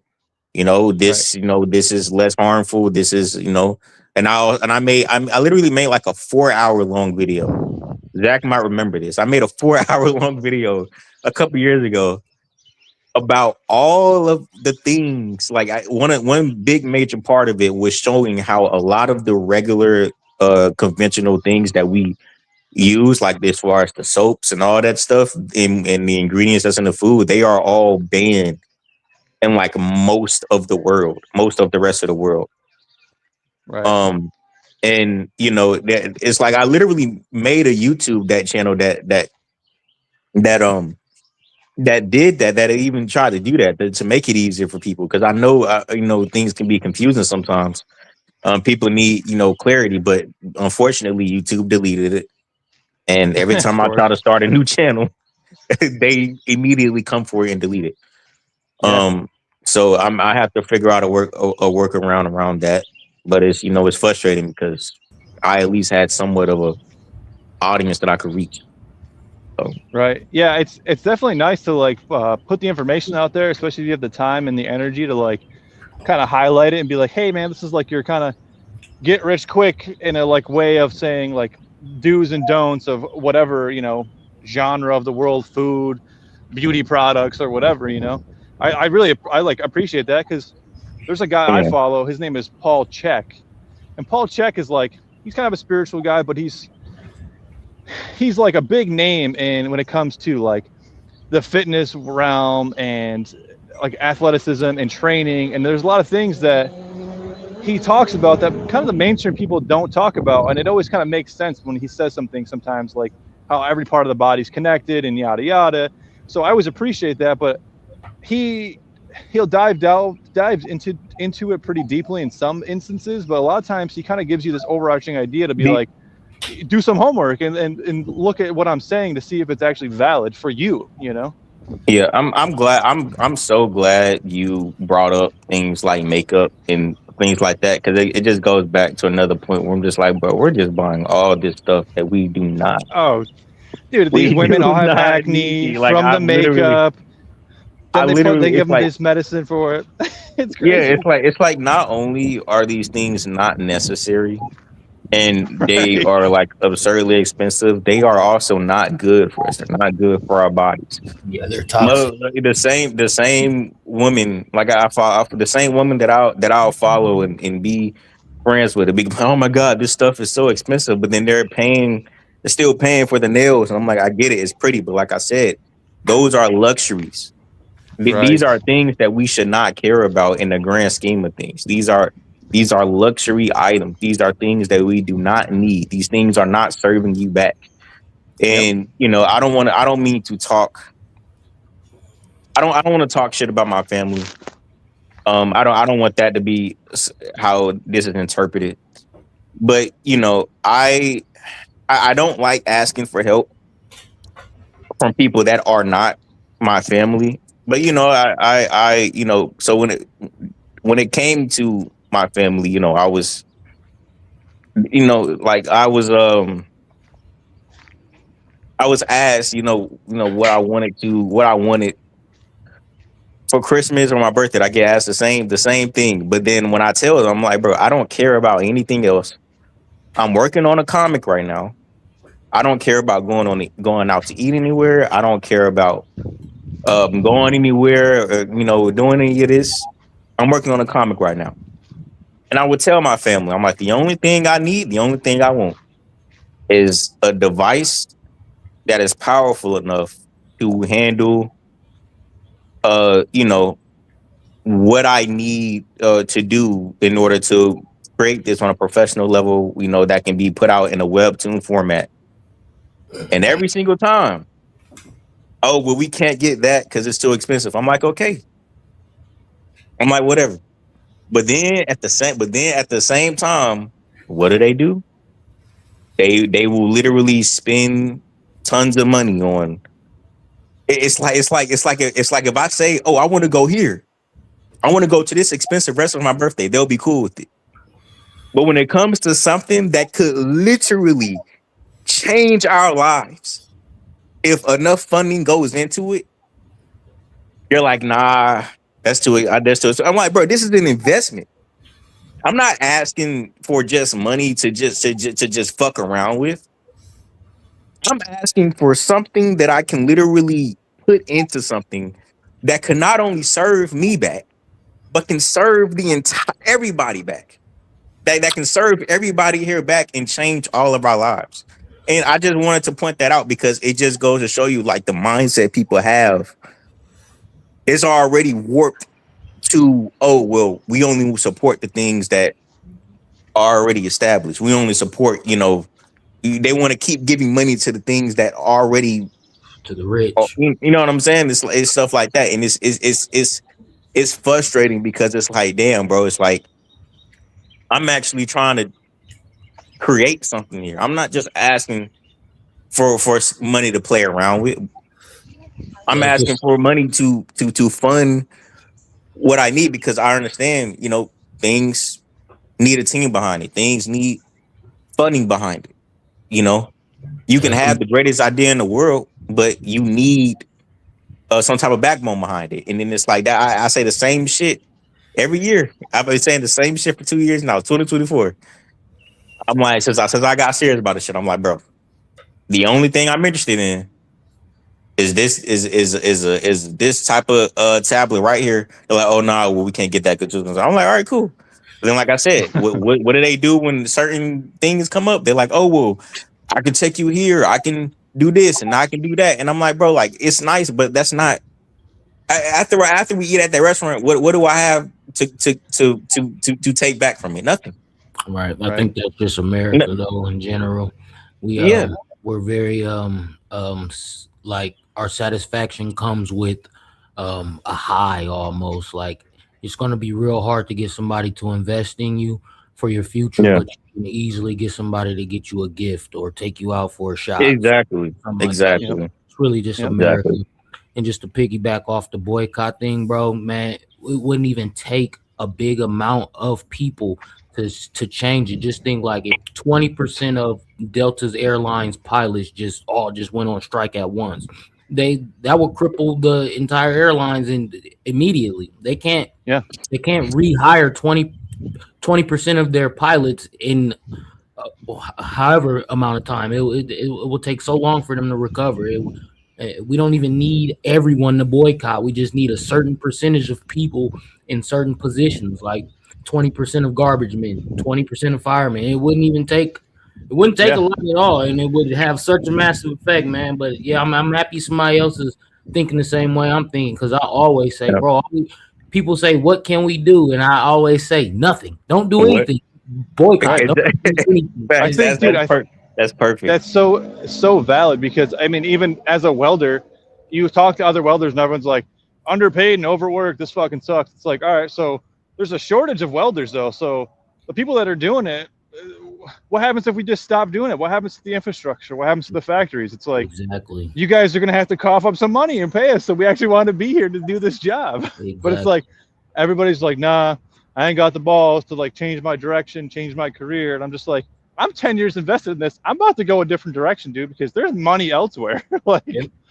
and the other big thing too is like the stigma around not looking like, I don't want to say because like people, the other thing too that's really annoying that I have to like fight through when I try to talk about this in particular is when people are like, they're like this programming of like, oh well, and I don't mean to come at women, but this is especially something that's an issue with women, where it's like, oh, well, because I can't say how many women I've talked to where it's like they don't believe that they look good if they don't have their makeup on, if they don't have their lashes, they don't have their brows done, they don't have their nails painted.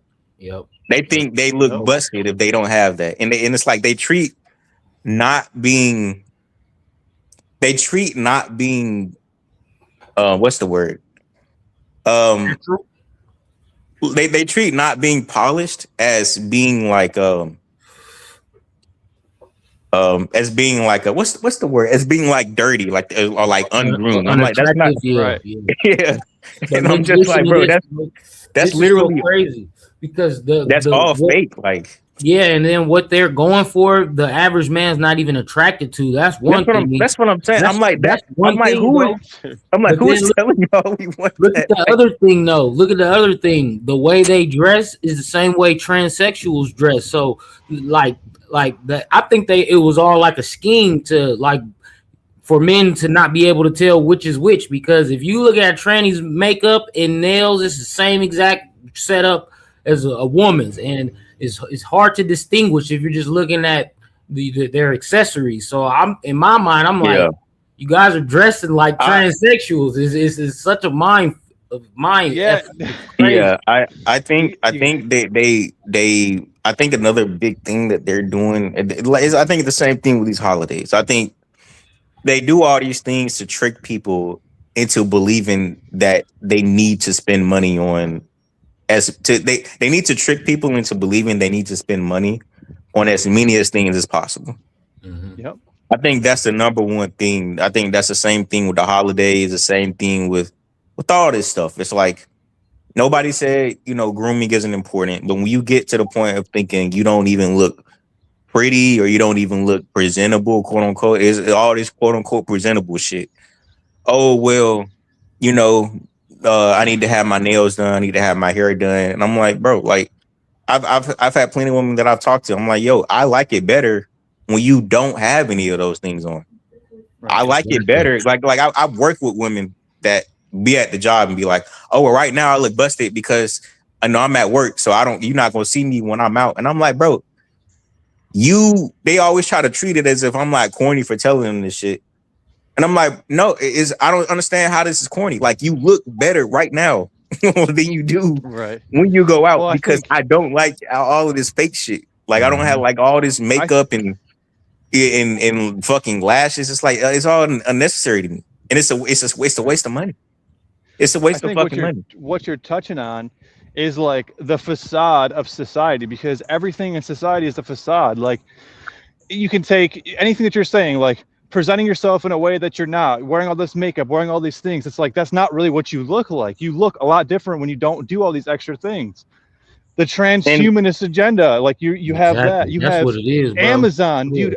I'm pretty sure someone should look this up for me. I've always heard this, that Amazon buys all the things that don't meet quality control in the normal companies, and then they sell it to you for cheaper because they bought a lot of it for cheap because it was all junk. And I feel like that's happened to me several times where you get something off Amazon, it's cheap and the quality is never there if you buy it from the actual website of the manufacturer. So it's like the whole society is based around this fucking facade of fakeness. And it's like, you got the transhumanist agenda is like a big part of that with social media as well too. Like, you see all these people playing, they're on social media and their lives are so happy and everything else. And it's like, we all know that's not reality. We all know that's not the lives they're living. They don't really look like that day to day. So I think like what you're touching on is like a hidden, like the bigger agenda, the bigger picture is like, that's what they're creating, because if everything's fake, then the house of cards has to fall at some point, Yeah, I've gotten into it with people because like my mom, like there's been a lot of times where she have to ask me for money and shit like that, but then at the same time it's like I had to just stop giving her money because she would always promise to pay me back, but she never ended up doing it. And then the things she would spend money on would be stuff that she does not need. She'll think like the same, like what I brought up. That's why I brought that up, because like she be like, oh, I need to get my hair done. I'm like, that's not something you need. Right. It's like exactly what Zach just brought up. You know what I'm saying? Like it's like, yes, I get it, but like that's not something you need. People, like I said, it's like not to beat the dead horse, but it's just like I said, it's like we've been tricked into believing that there are more things we need to spend money on, that are more things are a necessity than they actually are. That's not a necessity. Right. Yep. You know, it's something that society has brainwashed you into believing. Exactly. We're doing that with everything. But it's not. And it's like, I'm like, bro, people, if somebody can't find you attractive when your hair, quote unquote, isn't done, when your nails ain't painted, when your makeup is annoying, when your lashes, I don't even understand why women even do that. I think that shit looks ugly. I'm gonna be honest. But if somebody can't find you attractive without any of that fake shit on, they aren't really attracted to you. like I don't. So it's like people have to learn these things and break out of this program and this mindset that we're like stuck in. I think that's going to be very difficult with social media and everybody selling that's images of themselves. It's like social media has fucked up a lot of shit, bro. The dating apps has fucked up a lot of shit. I have a very grim solution to this. The only solution that I think is realistic, the only thing that I think can actually get us on the right track in terms of what's the word? In terms of like our priorities, is a catastrophic event. And it pains me to say this, but that is the only thing that I think would actually have enough urgency. Like, there needs to be something that requires enough urgency for people to say, yeah, fuck that's not important. Right. Because put everyone's back against the wall. Yeah. And that's why, like, there's a silver lining to, you know, a lot of certain things, because even though it may be fucked up and it obviously be something that's bad, but it would at least force us to start over and rebuild off of the right premise instead of, continuing to feed the same cycle that we're stuck in. Like, that's more so what I'm trying to get at. Yeah. I think what you're touching on is like exactly what the culture creators are trying to do. But I think they're going to be there to pick up all the pieces and then guide and create culture again into the new world. I think that's exactly what you're seeing with the catastrophic events and everything else. I think that's playing out in front of you, and the useless eaters will go because they won't be able to survive. And the people that do survive, your back will be against the wall and you'll have no choice, So that's just my take on what you're saying. I think that's playing out in real time, Yeah,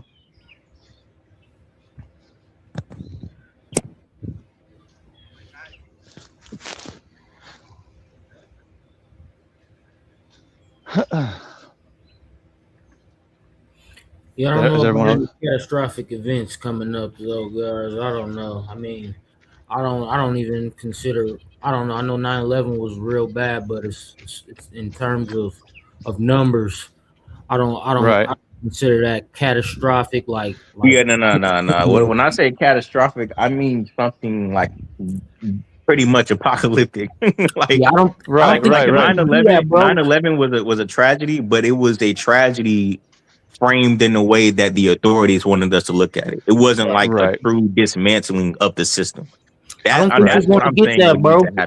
Not from the authority, at least. I don't think they're going to give us a catastrophic event. They like to keep us in this state of they want so they can keep milking society. Yeah, bro. They aren't going to do that.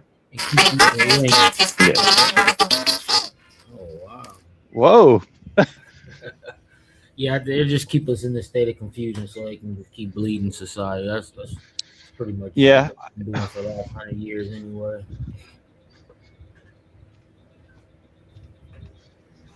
I let a couple more people on here, just make sure everybody gets a chance to pass the mic. Give them a step off, man. Appreciate Zach, what do you think? What do you think about everything we've been talking about? About women decorating their stuff with a bunch of things they don't need on their body, spending all their money on their nails and hair. Yeah, exactly. Yeah, consumer culture. Hold on, I'm gonna let you guys go because I got to help out with the little one. But yeah, I mostly agree with the sentiment. Yeah, I'm gonna hop off too, guys. Y'all take it easy, man. Appreciate y'all. All right, man. Yeah, good talking with you. Yes, sir. Yeah, I just think we're in for a rude awakening, and I think anybody that's on here that especially appreciates Zach, I've said this before, pretty much most of the times I come on here. If you haven't heard of a man named Alan Watt, not Alan Watts, the English philosopher, but Alan Watt, no S. He's a Canadian researcher, and he talked about a lot of the stuff that we see play out today, 20, 25 years prior, and he said, this is what they're telling us. This is what they're going to do. Here's their documents. He used to put articles and stuff on his website. Passed away a couple years ago, but his wife is still running the website. She still goes over his talks. All his old talks are still on there. And I think if this is stuff that interests you, you should definitely check out his website and just listen to his stuff in the background if like Zach's not live or whatever. But some of the stuff that he said is just like super uncanny to listen to it now. You listen to something from 2007 or 2008 and you're like, this is happening right now. And this guy was talking about it like super nonchalantly, like, so that's something I always try to bring up.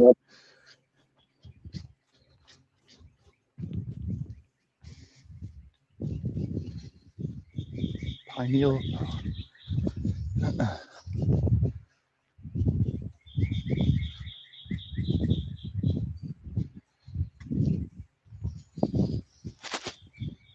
I don't know if can everyone hear me? I don't know if I can hear anybody else. I hear you. I hear you. Okay. Oh, you're just listening. All right. Everyone left. It's just me. All right, cool. Well, Neil Powered Podcast is here, and so are you. Yeah, I didn't realize my mic wasn't on there. I don't get why every time you come back on the StreamYard, you have to adjust your settings like they get reset. I mean, is that just me? I don't know. Oh, I don't know. I've only hopped on here a handful of times, but I usually do it on my phone. I was just agreeing with what you said in regards to Alan Watt. I consider him to be a wealth of knowledge and useful information comparable to Bill Cooper. Two people I hold in higher regard than the Alex Jones and David Icke's of the world. But what's funny, David Icke was brought to America because of Alan Watt, and he took a lot of Alan Watt's information and passed it off as his own. Who did? David Icke. Oh, sure. Yeah. As does he with many others as well. So. Right. I always think that's a funny point to make because he used to call him out and I'm sure if you listen to Alan Watt, he always talks about, and then we'll say all these really good things, then we'll spin it off in outer space. So that way, it's plausible and it's, he always had those points. I always laugh at that. Yeah, no, definitely. I mean, I didn't realize you said he passed a couple years ago? A few years ago? I think it might have been, maybe 2023. Okay, yeah, you might be right. Yeah. I mean, I have a family member and me who kind of joke about it. And we're like, maybe he really didn't. He just faked his death so that way he could kind of be off in the background because he always said that he would one day I might just have to disappear and go somewhere else if it gets too bad. Yeah, I mean, you could say that we'll never know, but I mean, there are ways, I guess, when you think about it, to look into these things. The question is, will you hit a dead end when you look into it? I mean, like David Wilcock, right? Maybe give it another month because I think autopsies take about a couple months usually from some research to finalize and stuff. And, so for people to be able to get results, the question is, will that be publicly available? Like with many other people. So, will the autopsy and toxicology be publicly available for people looking into it? I mean, I've been tempted to call the Boulder Police Department to kind of look into it further, but I just haven't, really. Right. Freedom of Information Act. Right. But, it does take a couple, like I said, it apparently does take a couple months usually for that kind of stuff to potentially be finalized. So, in higher profile cases, I guess, especially, but yeah, anyway.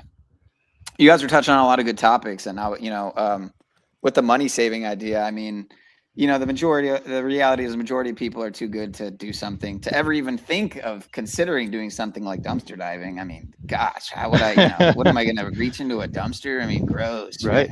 People think they have to jump into the dumpster and be in with all the Don't realize that there are lots of places that literally will throw out sealed, wrapped, still unexpired. You know what I mean? Items. Yeah. And, depending on where you go, you may actually find quality stuff. I mean, one of the best dumpster dives I ever did was years and years ago. And maybe I should really be trying to do stuff like that again. But, the thing with a lot of stores now, better stores, is they, Whole Foods, probably most, if not all now, thanks to it being bought out by Amazon, adopted the trash compactor. God forbid anyone get some food, some homeless people or something get some food out of their dumpsters. Right. So they had to, and they could say it's for high because they have such a high volume of waste. And yeah, I mean, sure, then you're just admitting that you just throw out a, ridiculous, unfathomable amount of food. Right. It's like if those places were honest, they would just see, I worked for Panera Bread for a number of years, and 2 or 3 times a week, we would take all the bread at the end of the night, bag it up. And there are people, they call it donations. People would come and you could sign up for it, and you could get all the bread and all the bakery goods at the end of the night, and we would give it away. Yeah. You know, as well as the dumpster diving thing is funny because I totally agree with you. And in this apartment complex I live at, people are constantly coming and going. And it's probably like at least once a week, there's like a mattress, a dresser, odds and ends of furniture. And there's been so many things where I'm like, I'm going to take that. Like I could use that end table, or I got a Roomba, a free vacuuming Roomba. And I just cleaned it for like an hour. Works fine. There's nothing wrong with it. Saves me some time when I clean my floors once a week, Yeah. What are those things, like a few $100s, man? Yeah. And someone's just tossing it. I'm just like, I'm going to take this shit and fix it up and, I'll just use it as my own. What the hell? Yeah. I mean, I got some off-brand one that's like, it's a fraction of the price and it works just fine. Right. So you buy it used, and then you're talking even more savings. So, I mean, yeah, not that everyone needs a fucking a robot vacuum, you know what I mean? But no, but I got 2 dogs and 2 cats, so it's like the hair gets kind of crazy. So it's like that thing kind of helps you out, when you do your cleaning. Sure. Yeah, 3 cats here too, man. So it's necessary for sure. Yeah, I'm especially since moving to South Carolina, I've always been a gun person. And I just really, now that I have the freedom to kind of express that, and there's actually communities down here, unlike in New York State, that's like, I penny pinch so hard to do what I love, which is using firearms and, being one of those people that's like, I advocate for it all the time. Like I'm walking down the trail right now. I got a 357 on me. You know what I mean? It's like, that's just how you operate when you have the freedom to do that.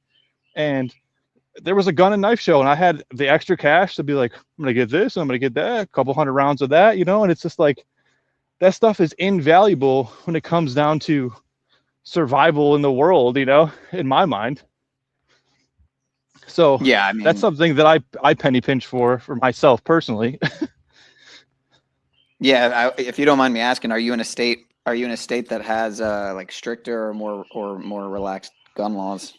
Super relaxed. So I'm in the state of South Carolina. It's constitutional carry. So if you're 21, you can pass a background check. You can buy the firearm, the handgun, long gun, doesn't matter, and you can walk out with it right then and there. 15 minutes.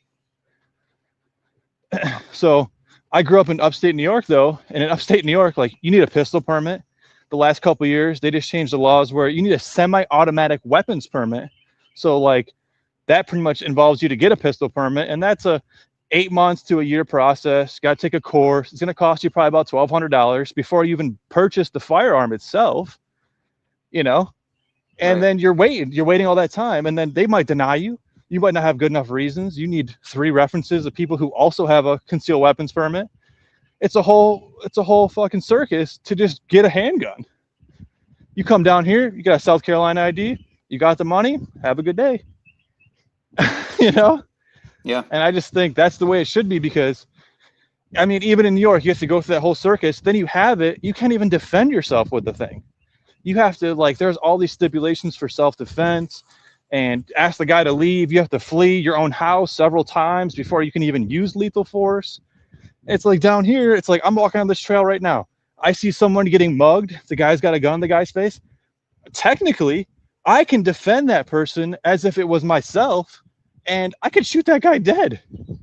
And guess what? It's self-defense. I'm good. There's obviously going to be a whole process with the legalities of I'm going to get arrested. They're going to seize my firearm. There's a whole process that's going to happen. But I could save somebody's life and not really have to worry about like committing a felony and going to jail for the next 25 years because I didn't want to see some poor innocent person get murdered.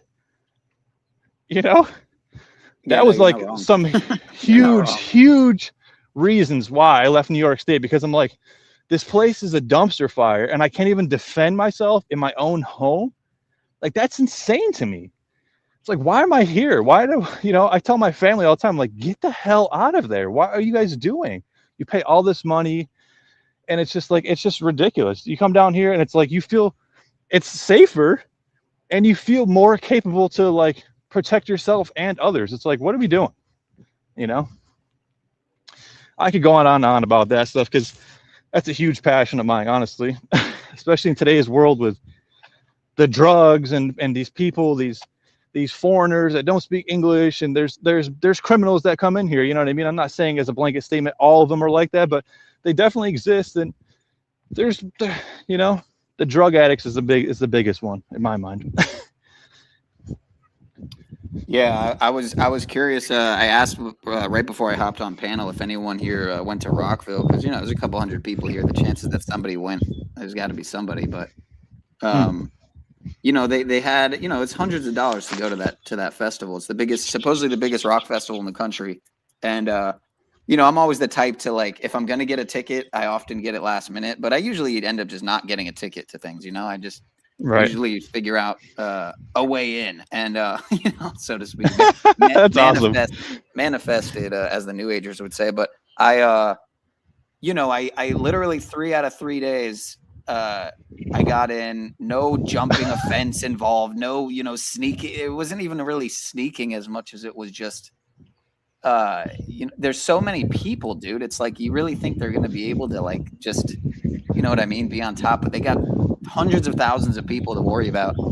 But my point being is like, if you really aren't strapped like that money wise, I mean, you'd be surprised how easy it is to get into some of these shows. Like, you know, walk in without a wristband when they tell you, oh, you have to leave, you know, you strike up a conversation with them and then they get distracted. You know what I mean? And you just walk around, oh yeah, see you later. It's just that's stupid, awesome, man. dude. It's silly, man. And yeah, and then another time, you know, there's just like a gate cracked open, there's a worker there watching the show, and you know, I struck up a conversation with them, and then I just went through the crack in the gate, and they didn't stop me. So it's like, oh my god, that's awesome. And then on the other day, I just walked right in.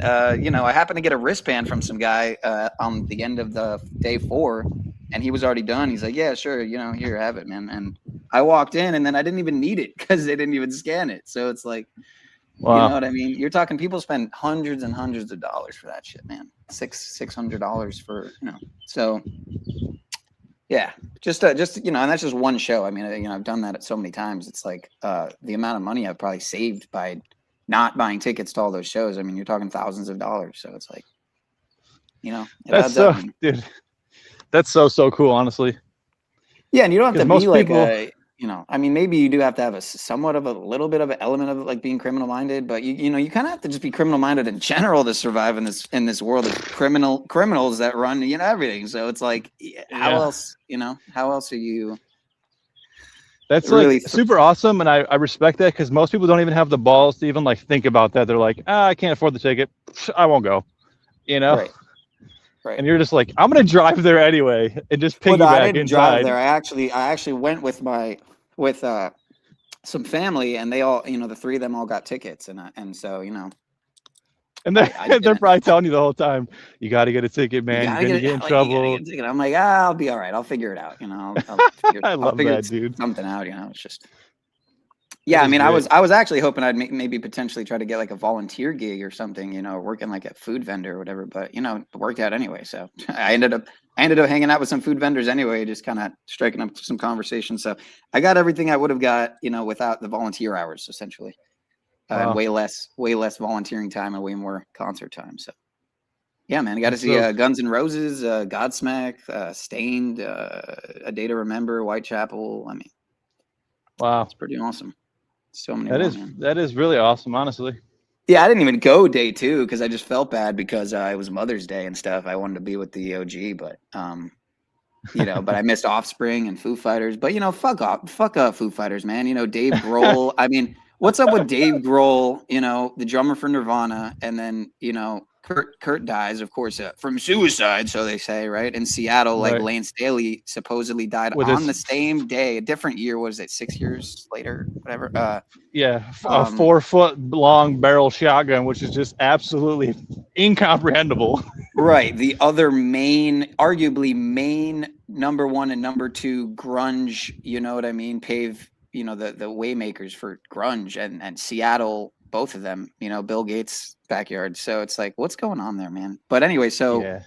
you know, he dies, and then his drummer, Foo Fighters drummer, you know, Tyler Hawkins, with the 666 fucking ritual connected to the, you know, what was it? Studio 666, where Dave Grohl literally like kills him by throwing a symbol at him that decapitates him, and then he dies after that movie. You know, what was it? 666 days after that movie, Studio 666, something crazy like that. I got a video on it. So does Zach, I'm sure. But yeah, dude, you can't make this shit up. And that's another reason I don't want to, you know, potentially. At first, I thought that Marilyn Manson was going to be there, but I confused that with, I guess it was Sonic Temple, another big rock festival. But I'm like, there's no way I'm going to potentially put some dollars into the pockets of some of these fucking guys, man. Fuck that shit. Right. Yeah, that's a very valid point. So it's like, yeah, fuck it. If I can go see the show and enjoy my time and not pay for it and not give it to them, yeah, all right. Yeah, and back to the food thing, saving money. I mean, if you're too good to dumpster dive, man, there's these apps, dude. There's this one app. It's called Too Good to Go, right? And if you haven't heard about this app, Too Good to Go, I think I did a short on it like a long time ago. But you know, you can sign up for this app and for free, and places like even like Whole Foods or local restaurants. There's so many companies that do it, but you can essentially get their food that they're getting rid of at the end of the day, that like with Whole Foods, for example, it's not even expired yet. You know what I mean? It's perfectly fine. And again, expiration dates aren't, you know, they're made up. They're not usually based on anything. It's like, okay, 3 days, you know, 3 days from today or 7 days from today. So yeah, and you can get it at what's usually about a third of its original, you know, price value.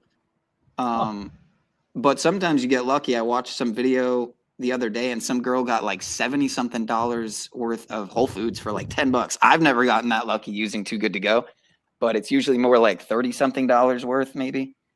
You know. Wow. But yeah, Too Good to Go. I'm gonna have to remember that. That's super interesting. I've never even heard of that. To Go. Yeah, I just typed it in the chat. The word two and the number, and then the number two, I think is how it's spelled. Okay. Yeah, man. There's so many easy hacks, man. It's just, admittedly, some of them aren't as popular. I mean, Too Good to Go is pretty popular, I think, but I don't think I really knew about it until like a year or two ago, but apparently it's been around for years and years. Yeah, I think if you're eating the fast food and you're going out to dinner all the time, and it's like you're complaining about not having money, it's like you just got to take a hard look in the mirror and be like, what am I spending my money on? Right. I feel like Zach said, he's like, you got to look in the mirror and be like, I'm a dumbass. I'm literally a dumbass. And I just spent all my money on stupid shit, and I'm going to cry about it now. And that had me cracking up the other day when he said that. I mean, it's like, a funny so story. true. I forgot my shoes, right? Going to Rockville. I fucking forgot my shoes, and I had my pair of sandals on. I have two pairs of Reef sandals. One is oversized and too big to wear. Of course, that's the pair I was wearing. And the pair that actually fits, I left at home.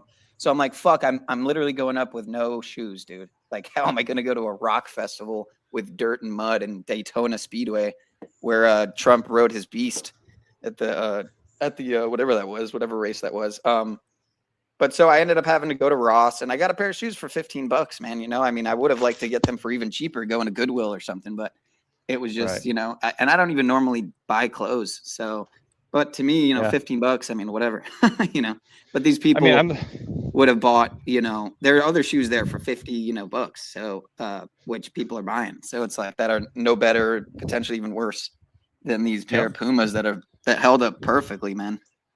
Right. I have a problem with that because I got big feet. I wear like size 14, 14 and a half. So it's like, you go to Goodwill, it's like, there's not many of those shoes laying around. So shoes are one of the things I do have to pay for, unfortunately, it seems. But when it comes to clothes, man, the shirt I'm wearing right now is full of holes, and I've been wearing it for 10 years, and I weld in it every week, you know? Yeah, right on. It's like you got to do what you got to do, because it's like that's not what's. Am I covered? Am I covered enough where like this is acceptable to be at my job or be in public right now? All right, cool. Like that's all that matters, you know. Yeah. This thing's covered in stains and paint and shit, and it's just like what they were saying earlier about like the women, like you have to be presentable. It's like why do I have to look some type of way? Because like social media and society and everyone says like, oh, paint on your shirt, that means you're dirty. It's like I don't give a shit. You know, like, you know, most of these people are stuck in their egos and stuck in the way of caring about what other people think. And I'm at the point where you got to get to that point of it's just like, it doesn't matter. These people's opinions of you doesn't matter. And you got to you got to put your money invest it where you think is necessary for your own life, you know? For sure. So, or disagree there, sure. Like I said, I'm not very active on YouTube anymore. I used to do a lot of open mics and stuff, and moving down here, I'm trying to get back into that and get more into my writing and stuff like that. But I mainly just talk to people. Like I run into people on this trail. I run into people at the grocery store. I tell them about Zach. I tell them about this, Alan Watt, whatever it is. And I just talk to people in the world and just say, dude, you got to pick yourself up by the bootstraps, even though it's really not possible. You have to try. And that's the only way that the world becomes a better place, is through each one of us deciding that every day, you know? It's like, you can try to change everybody's minds, but it's like everyone has to change their own mind. So that's kind of always been my message of make reality better, dude. Make it better for yourself. And then maybe like Zach does, you can pay somebody's utilities when you have that property because they are in a hard time. And if they abuse you too bad, you say, hey man, I helped you out. I'm sorry, but you got to go. You know, I can only do so much. So that's just my take on a lot of things. That's how I kind of blanket statement that over a lot of things. And I think it plays out pretty well. Yeah, I think I may have watched some of your stuff like a couple years back. So yeah, I've probably taken a lot of it down. I used to put all those Alan Watt talks up and they did pretty well, but every so often they'd hit me with a copyright or some medical misinformation or something. I'm just like, man, on that video or on a different, like an unrelated video? No, like on like a video of like Alan Watt's talk. Like I would record his talk and just broadcast it, you know? Yeah. Because and it was good for me because I was like, well, I'm sharing it with everybody, and then at the same time I'm listening to it, so it's like a double-edged sword. Like I'm winning both ways. Right. But I got to get back into that. It's like everything, man. It's like an ebb and flow. You fall off the wagon, and then you're kind of like stuck in the rut, and you're like, damn, dude, this world's crazy. I gotta do what I gotta do to survive, and then you kind of get back on your feet, and you're like, that's right. I was trying to do something different here. So I'm getting back into that. So I was glad I caught Zach's live stream and I was sitting inside watching. I was like, he dropped the link and I was like, yeah, I'm going to jump on there. Yeah. I didn't think you'd do another open panel after just doing one. So it's nice to see. Yeah, I always appreciate them for real. But yeah, I had a similar issue with I think we were listening to some Myron C. Fagan, another great mind to listen to, but with a wealth of information, and they hit me. I think it was that video that they hit me with copyright. I'm like, it's just so ridiculous, man. Because the channel I got it from, it literally had it, I think, in the description, like free to use, please share, whatever. Right. Stupid. Yeah, it's ridiculous, and it cracks me up because it's like clearly there's something that's being said in here that's probably pretty valid that you don't want other people to hear.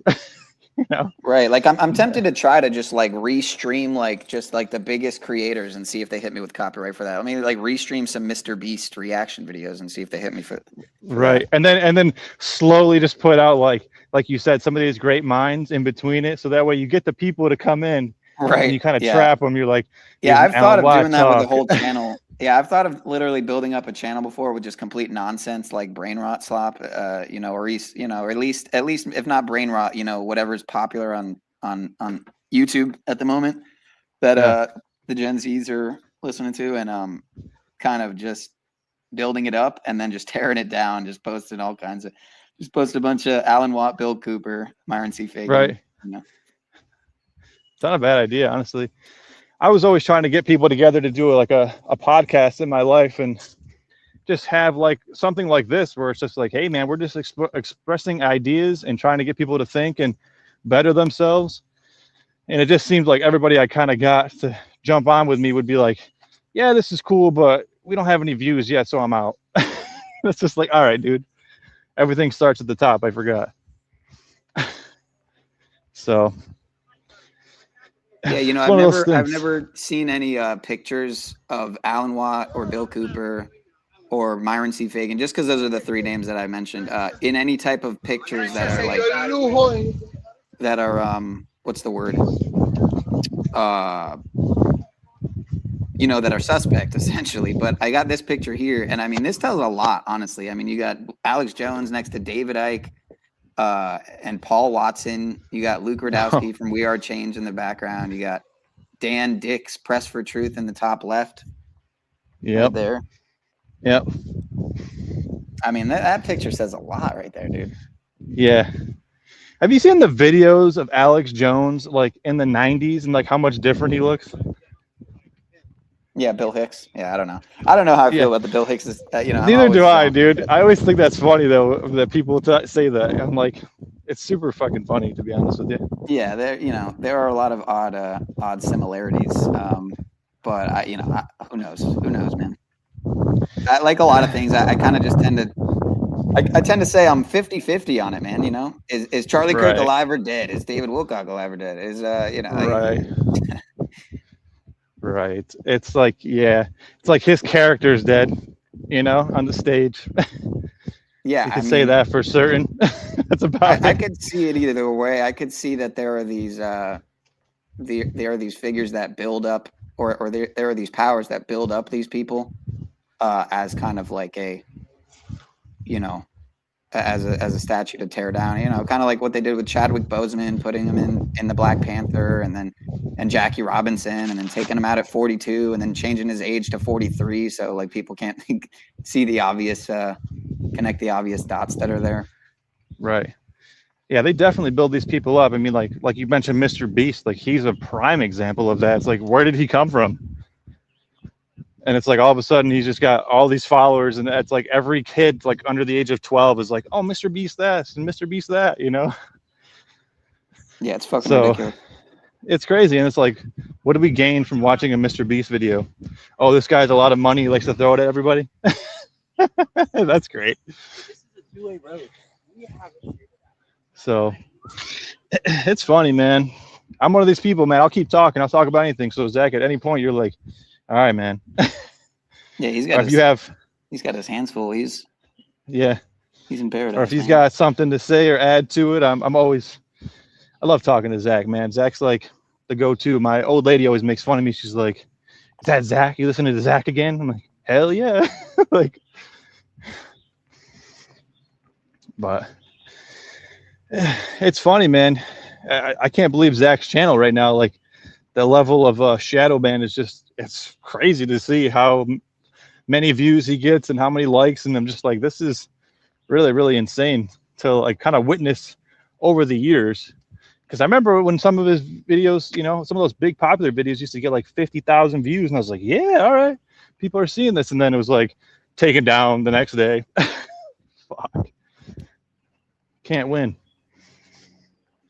But yeah, well, I noticed the OG channel is back like a month ago, and I was like browsing over, looking over some of his older stuff from back in the day, and yeah, man, there's some great material there, dude, and it's pretty cool. It's pretty cool that it got, you know, opened back up for people to see. The question is are people gonna see it? Because it's, you know, you got to put some newer stuff on there so that some people can, you know, find the older stuff. I got to do better. I used to archive a lot of Zach's, you know, if he did like a full through presentation of like 9/11 or something, I would like record that and archive it on my computer. And I should do better at that. But I used to people would be like, hey, that was a good video. Can you record that for me? And I'll put it on a thumb drive or whatever. And I was doing that for certain people. I was doing that with Alan Watts stuff too, because you can download all his talks, and I had like almost all of his talks on a hard drive. I still do somewhere. And because me and my family member were talking about that, like one day they might take his website down, you know, might not have access to it. Like, yeah, it's a good point. So, yeah, I just wanted to throw that meme up there for whoever said that they're turning the frogs gay, because it's true. It's true, man. Any Bill Hicks fans, you know, that appreciate this? No. Turning the fucking frogs gay. Which is, dude, it's so crazy that like he said that all those years ago. Everyone made fun of him, and then what? Kennedy comes out and says that. He's like, yeah, the atrazine in the water and yada yada. I'm just like, man, where were you guys like 5 years ago? Everyone's up in arms about it. Everyone's talking about it. And then, you know, 2 weeks later, we're talking about something else, obviously. But I don't know. Yeah, what man. do you think of this, the virality of, you know, to the topic of the stream, really? Because the virality of like these people like a Homestead Journey who have these just like, she's not really saying, I've watched some of her videos, she's not really saying anything in the videos, and it's just kind of, you know, reacting to,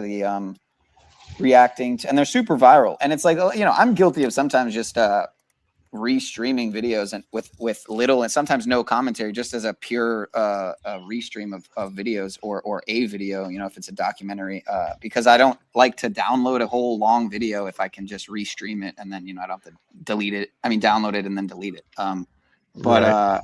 So that's why I do a lot more live streams than uploads. But yeah, what do you think of the virality of like this cost of living crisis, food is fake thing? I mean, it seems to be super promoted. It's not to say that it's not well, you know, deserved and, you know, potentially organic. But I almost feel like they're trying to shove it down our throat in a way, like, you know, as opposed to the virality of, you know, you're never going to see dumpster diving go viral. I'm sorry. It's just not going to right. happen. Then again, people don't necessarily always go to a dumpster and find a free computer or something, but like in perfect condition. But that's another thing for dumpster diving, man. You know, electronics. I mean, I've seen some crazy shit. I haven't necessarily had too many gold strikes with that, but I've seen crazy videos where people strike gold with electronic dumpster diving. It's nuts, man. Computers. Yeah, and I think the only guy I've ever seen is that Dumpster Dive King. I've seen his videos. He finds some pretty cool stuff, but he does it like all the time. Like that's like, I feel like that's his full-time job. But to touch on what you're talking about, the virality of these videos of cost of living and everything, I think like everything, you know, that is potentially an agenda, it's never for one reason. It's always trying to get more than one bird with one stone. And I think it's a little bit of rubbing it in our face of just like, hey, we did this to you. Remember those checks? They were great. Inflation's here. And I think also the other part of it is, this is the bigger part in my mind, is that they're trying to piss us off. I think they're really trying to instigate people to be upset. And I think they're looking to try to instigate a reason for people to kind of get put under martial law. And I think it's going to be a process. It's not going to be like up in arms tomorrow, but I think they're trying to get people pissed off enough where they maybe do kind of rebel against society to the point of like boycotting or be in the street, or maybe a civil war. Everything's so divisive, you know. We're trying to, I think that's like a big part of it, man. Old versus young, and left versus right, and black versus white, and male versus female. I think that this is another thing where it's like you're going to see people that can provide for themselves, they're not affected by this inflation so much, and I think you're going to be upset about it. You're going to be like, hey man, I used to buy that brand, I could buy the name brand stuff, and now I can't, and that pisses me off. And I think it just creates a more of the volatility of the country itself, you know. We're at war, there's this, there's that, there's viruses going around, I can't afford nothing, gas is through the roof. It's like they want you to rip your hair out and run outside and kind of lose your mind. And I think you're seeing that with these mass shootings and stuff too. It's like they're promoting this idea of, oh, people are going to get too crazy and we should probably try to take the guns because they can't protect themselves. And, you know, I think it's a whole myriad of things. And I think it's just another piece of the puzzle playing out at once, you know. I probably said, you know, at least 3 times too many during that, but Hey, at least you didn't say like. That's true. That's true. It might be just as bad, but you're right. I'm having some trouble trying to find your channel here. I'm looking for your channel to make sure I was already subbed. And if not, to resubscribe. But I don't see it. It's like there's a bunch of Mr. B channels, but not yours or MRB or. Yeah, that's honestly, I wonder if I back out of this. I mean, people are always telling me they can't find my channel, but again, it's like I noticed when you type in Pineal Power Podcast, right? It recommends in the search Pineal Power Podcast with spaces. You know, it does. It doesn't have mine. Doesn't have spaces in the channel name. It's just all together Pineal Power Podcast, no spaces. So, and then same with my other channel, Sean of Source. They recommend it with spaces. It's like you motherfuckers know exactly what you're doing, man. Because people are gonna. Oh, there it is. They click on it with spaces. Oh, I can't find it. Right. You know?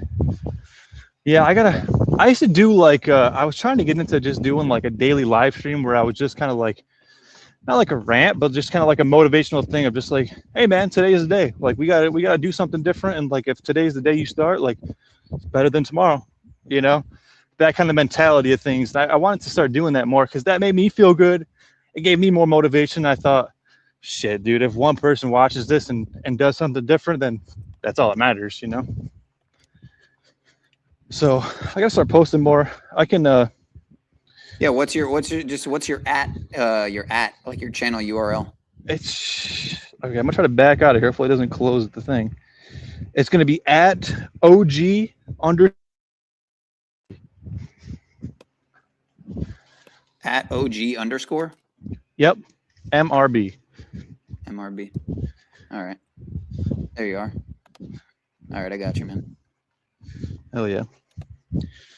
Yeah, man. Maybe we can like get something together and do this. I don't even care. Like if Zach's not running the panel, we can just, you know, just talk about whoever. We can talk about Bill Hicks and what he's talking about, turning the frogs gay, or Alan Watt, or you know.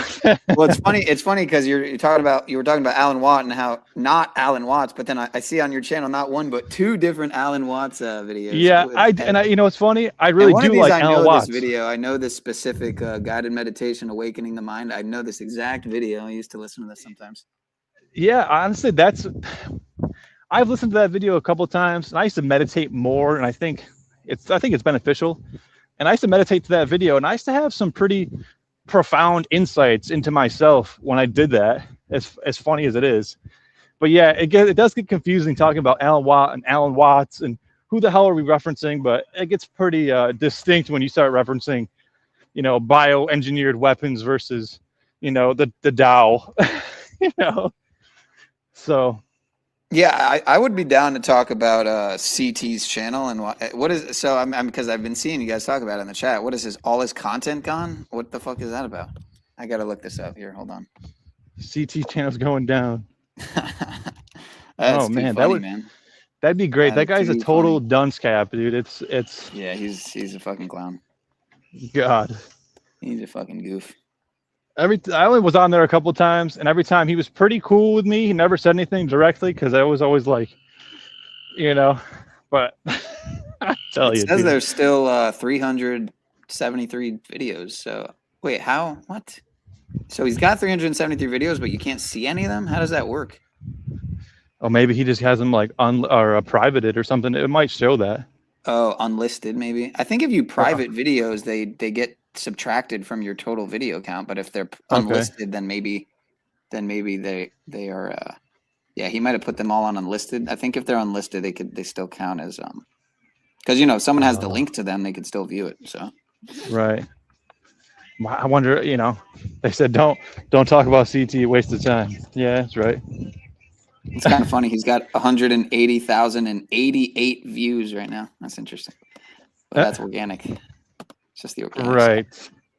Maybe. I want to know really who that guy is because it's like we all know something's going on there. Yeah. The people he brings on and like even like Cuts, dude. Like Cuts comes on there and it's like CT allowed him go on there and he just goes crazy. He's just like a rabid squirrel, loses his mind. And CT just lets him run, and then Zach says something like 3 sentences in the calmest manner possible, even though they're attacking him. And he's like, all right, Zach, I got to read this super chat. It's like, oh my God, it kills me, dude. Yeah, Cuts, we got love for you, man. Resolution over revolution, I say. Yeah. Yeah, like, I don't know, man. I don't know what to say. Some people you just can't change the way they are, and it's just really, you watch people burn themselves alive, and they think, why is it so hot in here?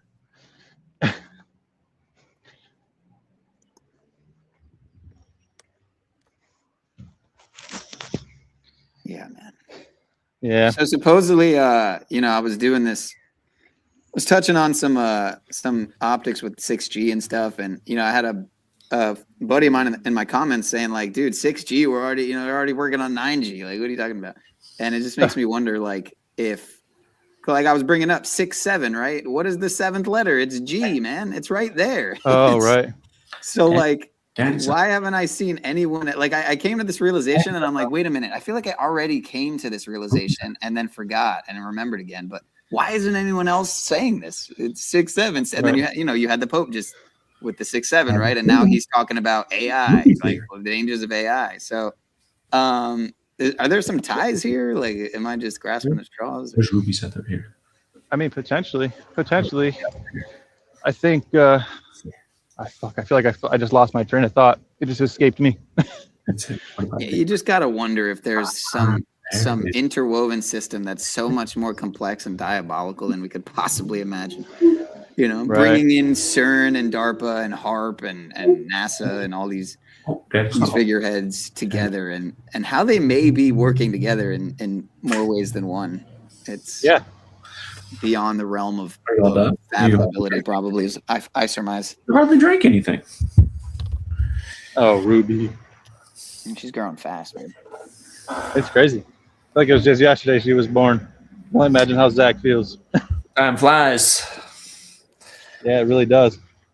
Yeah, people love them wall posts though, man. They get the most love is the ones with Ruby, I noticed. Deservedly so. I know. I wish I could get people to hit the like on my actual videos, but a Ruby post usually does about 6 times better than an average video. Right. You should just put Ruby on the front of it and then just talk in the background. Yeah, exactly. And then babies make the heart grow fonder. They just make they make anyone smile. You have to be a psychopath to not smile at something like that picture. Oh yeah, exactly. Because it's like, if you're actually human, you see that innocence in front of you, and it's like it has to resonate with you. Right, and that's what they, quote unquote, they are, after in so many ways, Yeah, and that's why I wonder about the, the Adreno, topic with the chrome in it. But some people think it's all made up, and there's the science when you look at the molecule, and like I think Paranoid American's one of them. But he's a Mason, so I wonder, like, is there something you're not telling me? I don't know, but I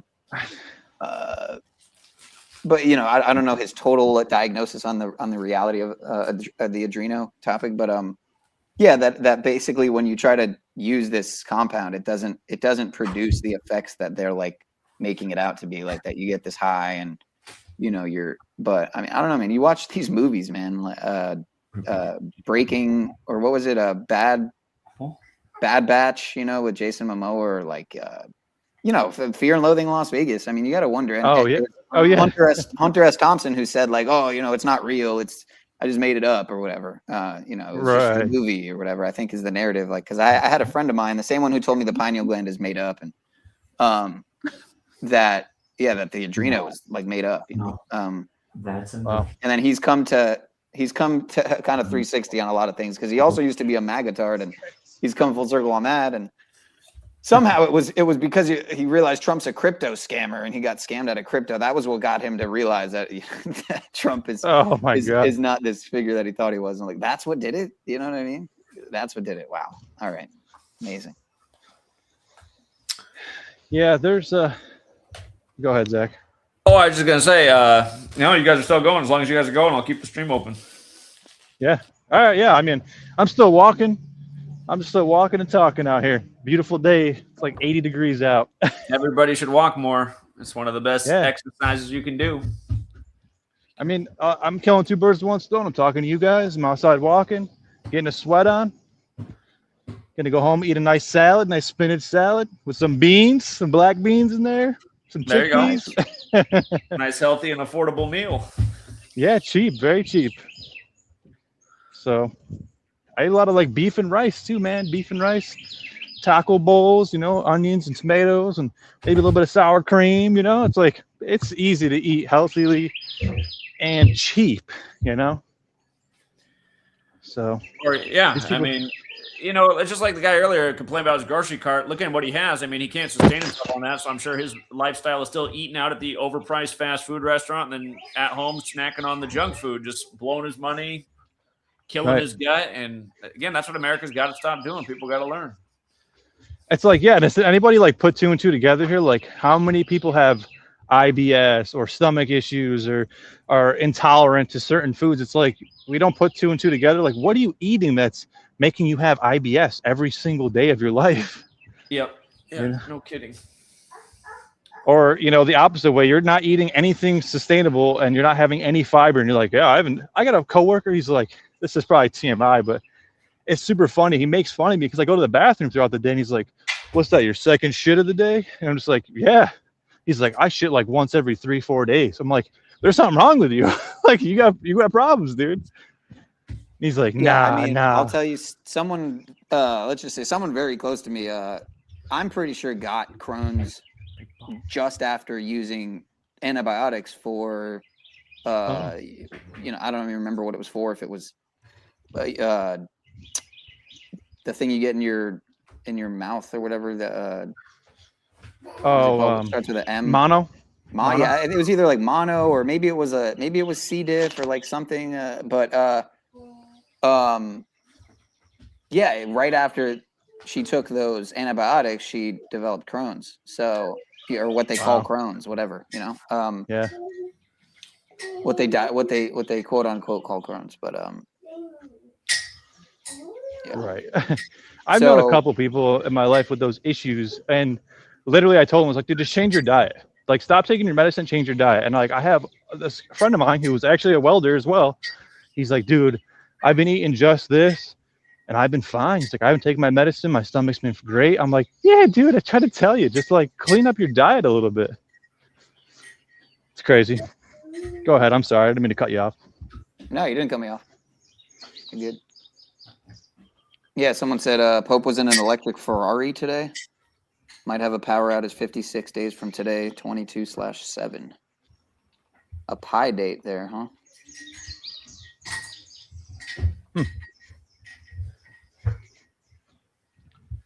Ferrari Luce 1086, like the B system and Jesuit control. Yeah, that lines up. Federal Reserve in World War III.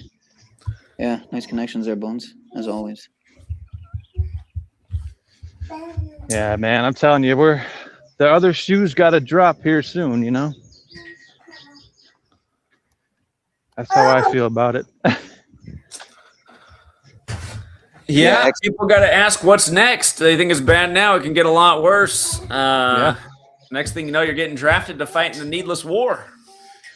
Which it's like, I don't know about you, but it's like, good luck. You ain't going to find me if that happens. I thought I escaped it. I was like, man, I'm pushing 30. They're not going to draft me. And they're like, yep, 42. I'm like, damn, dude. Yeah, I mean, people should take note of that. There's a reason they did that. That's a sign of things to come. We know what 42 means in this community. Yeah, exactly. The writing's on the wall. So it really is, dude. And that's what kills me. Like, even people my closest to me in my life are like, nah, everything's fine. You worry about this stuff. It's too pessimistic. You're wasting your time. I'm just like, all right, if you say so. Why are we predicting things for the last X amount of years before they happen? And then everyone's like, oh, I don't know. You didn't say that. Like, all right, dude. Crazy. Crazy times, and they seem to only be getting crazier, which makes you wonder what things are going to look like come 29, 30, you know? I'm saying, dude, I've been saying this for a long time, that 2029 is like the year to look out for in my mind. I don't know why. It's always been like an intuition, but yeah, no, same. Because 2029 is you know, they want to have it locked in time. You know, 2030 is like when you're going to see, you know, the fulfillment of it, you know, what they want to be the fulfillment Yeah. of it. Of course, how many times do they fall short of, you know, fulfilling their? True. I argue every time. You know, every But it's agenda like at to least them, falls short on some points, some bullet points, but right? To them, it's not.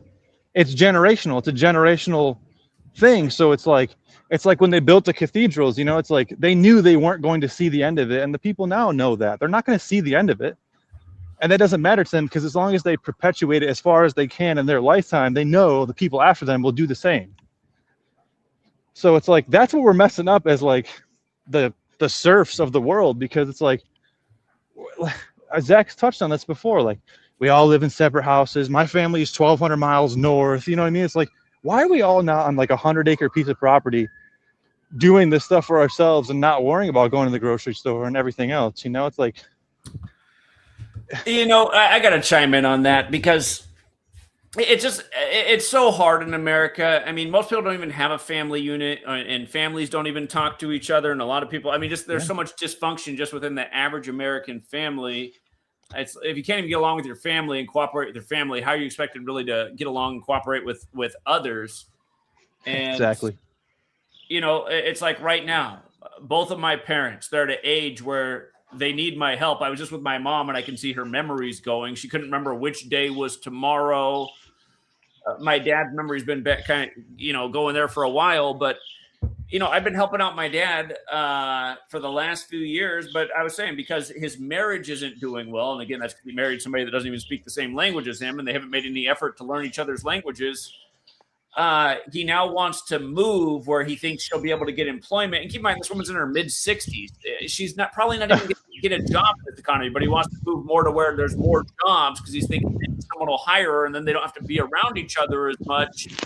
And so this is his top priority right now. And I'm just thinking, okay, they're going to move somewhere where rent and utilities are crazy expensive. She's not going to get a job. He already hardly has any money, so he's going to be not even covering the bills. He's going to be dipping into his savings, which isn't much.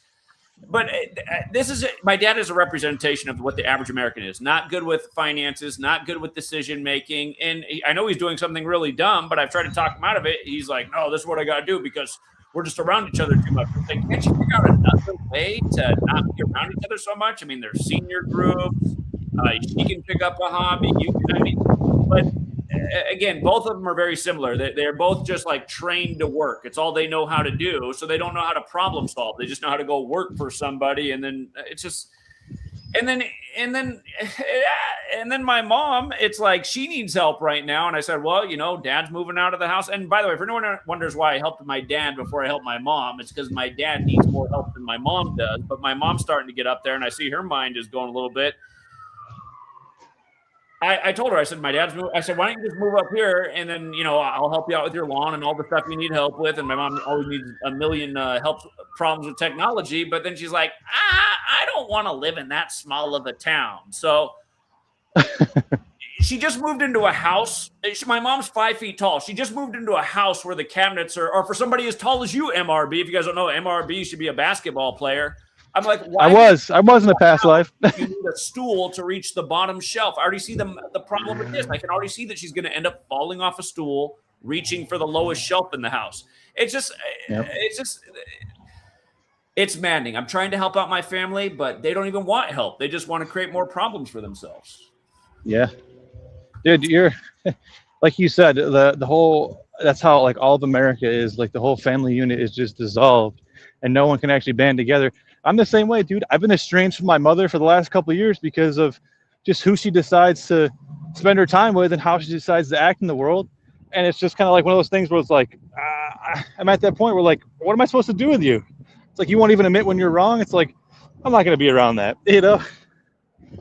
And the same thing with my dad. My dad's kind of like a lazy individual who's like, he's cool with just sitting in the chair and watching TV every day. So it's one of those things where it's like, I can bring these things up. I can tell you that the games are scripted and everything else, and but you'll still watch the sports games, and I'll tell you before who's going to win. I'll call you up before and say, look out for this. This is who's going to win, and I can do that every week, and it doesn't matter, you know. So it's one of those things where it's a catch-22, man. You love them, they're your family, but what do you do with them? You know, what do you do with them? Yeah, man. Yeah. It's a struggle. I have one family member who I'm really tight with, who's really into all this stuff, and even he's like, yeah, you're right. My house is up in value. I should definitely try to sell my property, and maybe I'm going to go somewhere south, like maybe close to you, maybe not in the same state, but there's other states that are like, yeah, we should go here and get more bang for our buck and just start living off the land. This member of my family's got like a couple hundred chickens, and he sells eggs. He doesn't work a 9 to 5. You know, he's like a farmer. And makes it work in like a $400,000 house, you know? So it's like, it's one of those things where it's like, people, what did Alan Watt always say? Alan Watt used to always say this, and we talk about this all the time. It's be your own champion. No one's coming to save you. Be your own champion. And I think about that all the time because I think that's very valid. So yeah, I'm trying to be here. I got some health stuff I've been, you know, I've left unaddressed for years now, and you know, I could have done more research into how to figure out how to address it and take care of it affordably, but it seems to me like doing it in this getting the care here in the country is just financially like not possible, especially if I want to go the more holistic you know, route, get a more natural practitioner like you know, biomimetic or holistic dentistry in this case. You know, it's astronomical, man. It's just astronomical. So it's like it's just, no way I'm spending tens of thousands of dollars for something that you know, well, I shouldn't say it's mostly cosmetic because it is health. I mean, your mouth is your entry to your body, you know, just as much as maybe your you know, your eyes or your or more really. It's where you put everything. It's where you eat. So but it's all connected, man. Your teeth are all connected to everything. Right. So, but it's like 45 grand. Give me a fucking break, dude. You know? Yeah. Absolutely. Just do what everyone else does. Fuck it, man. Go get there. Be like, yeah, all right, bill me. It's a health tab. It won't go against your credit. Don't pay it. That's what everyone else does. Whoa, say that again. Like if you go, like I've gone to the doctor and got blood work done, and there was something with my insurance, it didn't overlap or something. They wanted me to pay them like $2,000. I was like, hey, you guys can kick rocks. That was like 3 years ago. I never paid them a penny because I was like, I'm not paying this. I had insurance and it's never come at me. They stopped sending me stuff in the mail. They stopped calling me. It's not on my credit. It's like, all right. You know, in my mind, it's like, fuck, if they want to charge me $2,000 for something simple. That's with insurance. With is that with insurance or no? I had insurance and like health insurance. Something happened. Yeah, I think something happened where they didn't. It was health insurance where they didn't bill it or something. And I was like, you guys should have billed these guys. And they're like, oh yeah, we did. This is what you owe. Like almost like they were just trying to get me to pay them that money. And I was like, nah, I'm good. I just never did. And it was, but like I said, it's been like probably going on like 4 years now that I just never paid it. Doesn't go on your credit. It's like, all right, well, if it doesn't affect me and my like the way I operate in life, fuck it, you know. I mean, hey, it doesn't mean I don't want to speak it in existence, fucking jinx you or whatever, but it doesn't mean you couldn't get a bill one day from collections 5. You know, like I got something from like the clerk. I think it was the clerk of courts or whatever from like 10 or more years ago, dude. I'm like, get the fuck out of here, man. Oh wow. I don't know if it's legitimate or not. It seems legitimate though. From some collection fucking people in regards to some bullshit misdemeanor nonsense from 10 years ago. Or maybe it wasn't a misdemeanor. I don't remember, it was so long ago, but fucking it's like 10 years, dude. Isn't there, what is the statute of limitations? Like what's going on here? You're touching on something for me, because when I met Zach out in Buffalo, it seemed like I had videos, I still do, they're saved on my channel, of this guy taking pictures of us, this police officer, and it was literally that afternoon that I was lifting at the time. My Lyft account was suspended. I had a ticket that was over 4 years old come to me in the mail, priority, and they suspended my license and said, either take care of this or your license is suspended in the next 15 days or whatever. And I was like, this is crazy. Like all this stuff, a ticket It was That already paid. I reminds still me have how the they receipt cut for it. off And I my was like, internet this is connection the last 2 absolutely days I was there insane. too. I couldn't even do anything the last 2 days in terms of the internet. When, just now?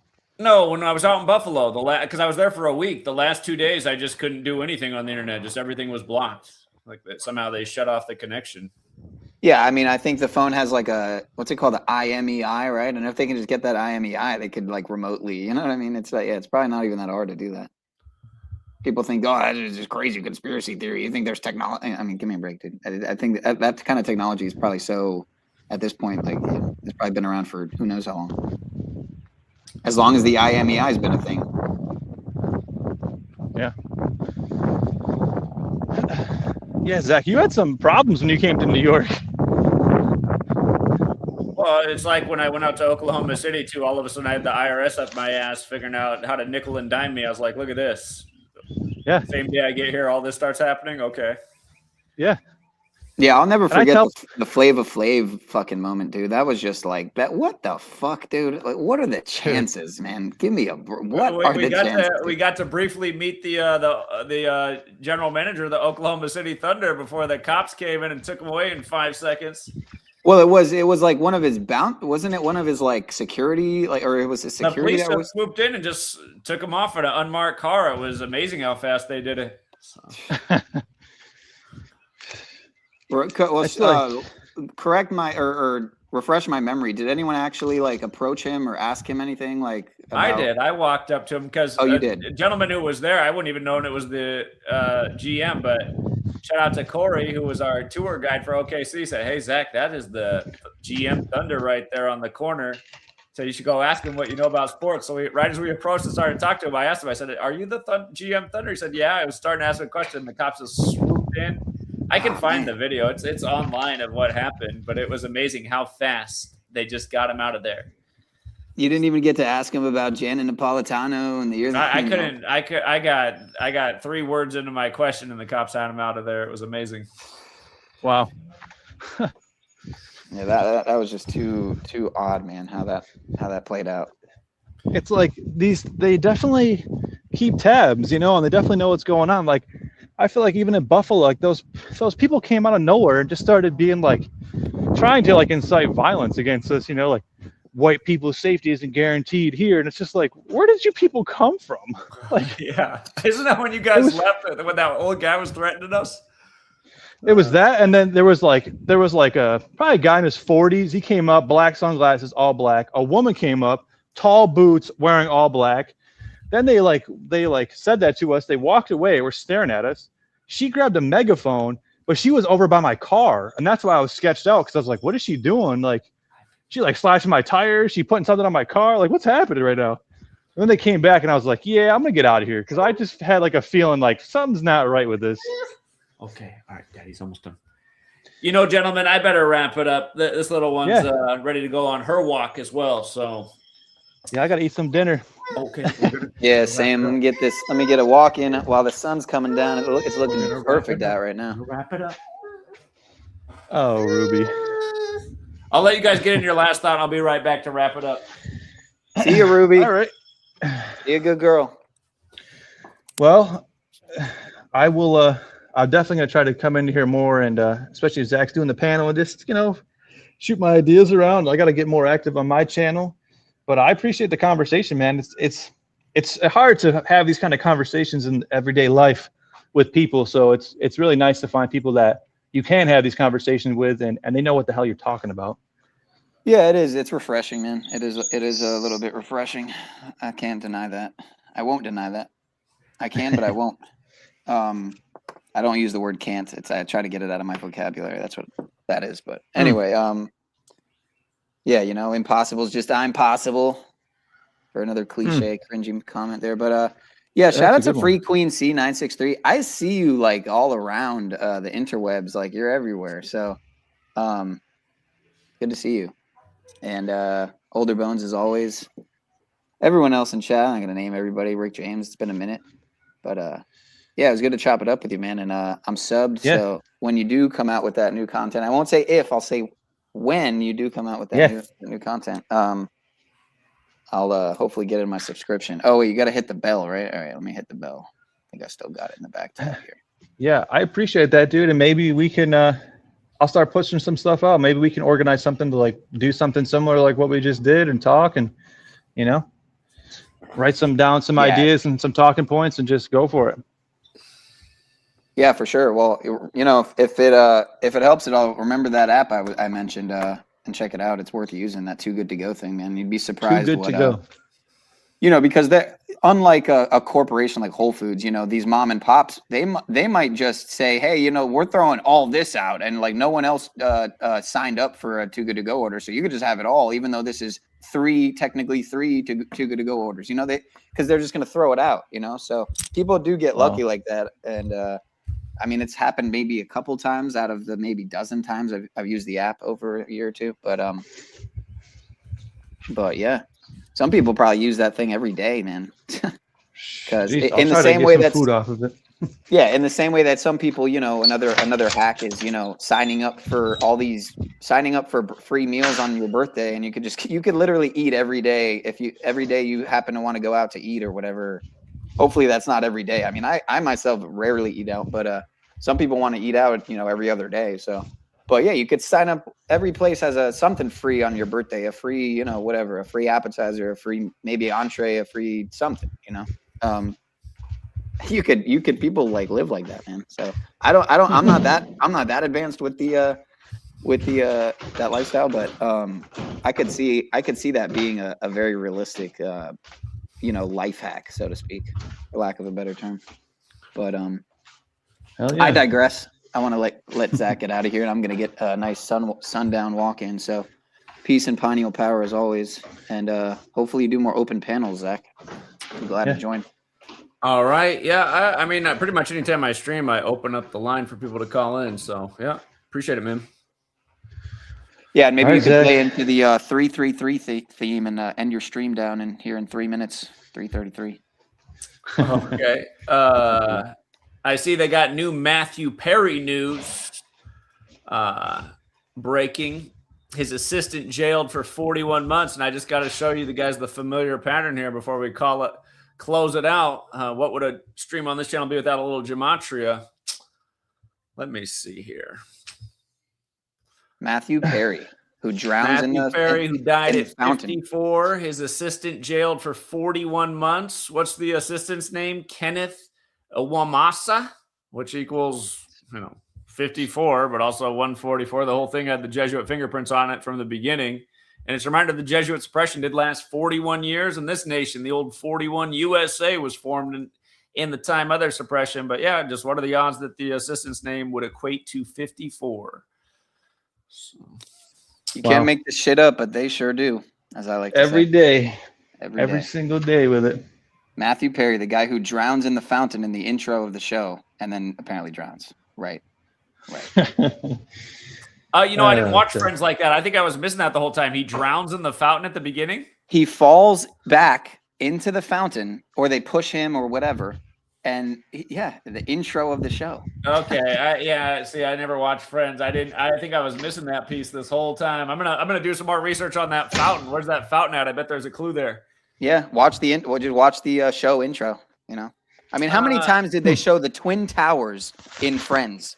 Like many other shows, but it's almost every, you know, because it's in New York, so they're showing the coffee shop they're always eating in. They always show the Twin Towers. It's so many episodes of Friends. I'm not going to say it's every episode, but it was probably dozens of episodes that they showed the Twin Towers in a cutaway. You know. All right. Wow. Yeah, I'm going to look into that. I don't think I knew that the whole time.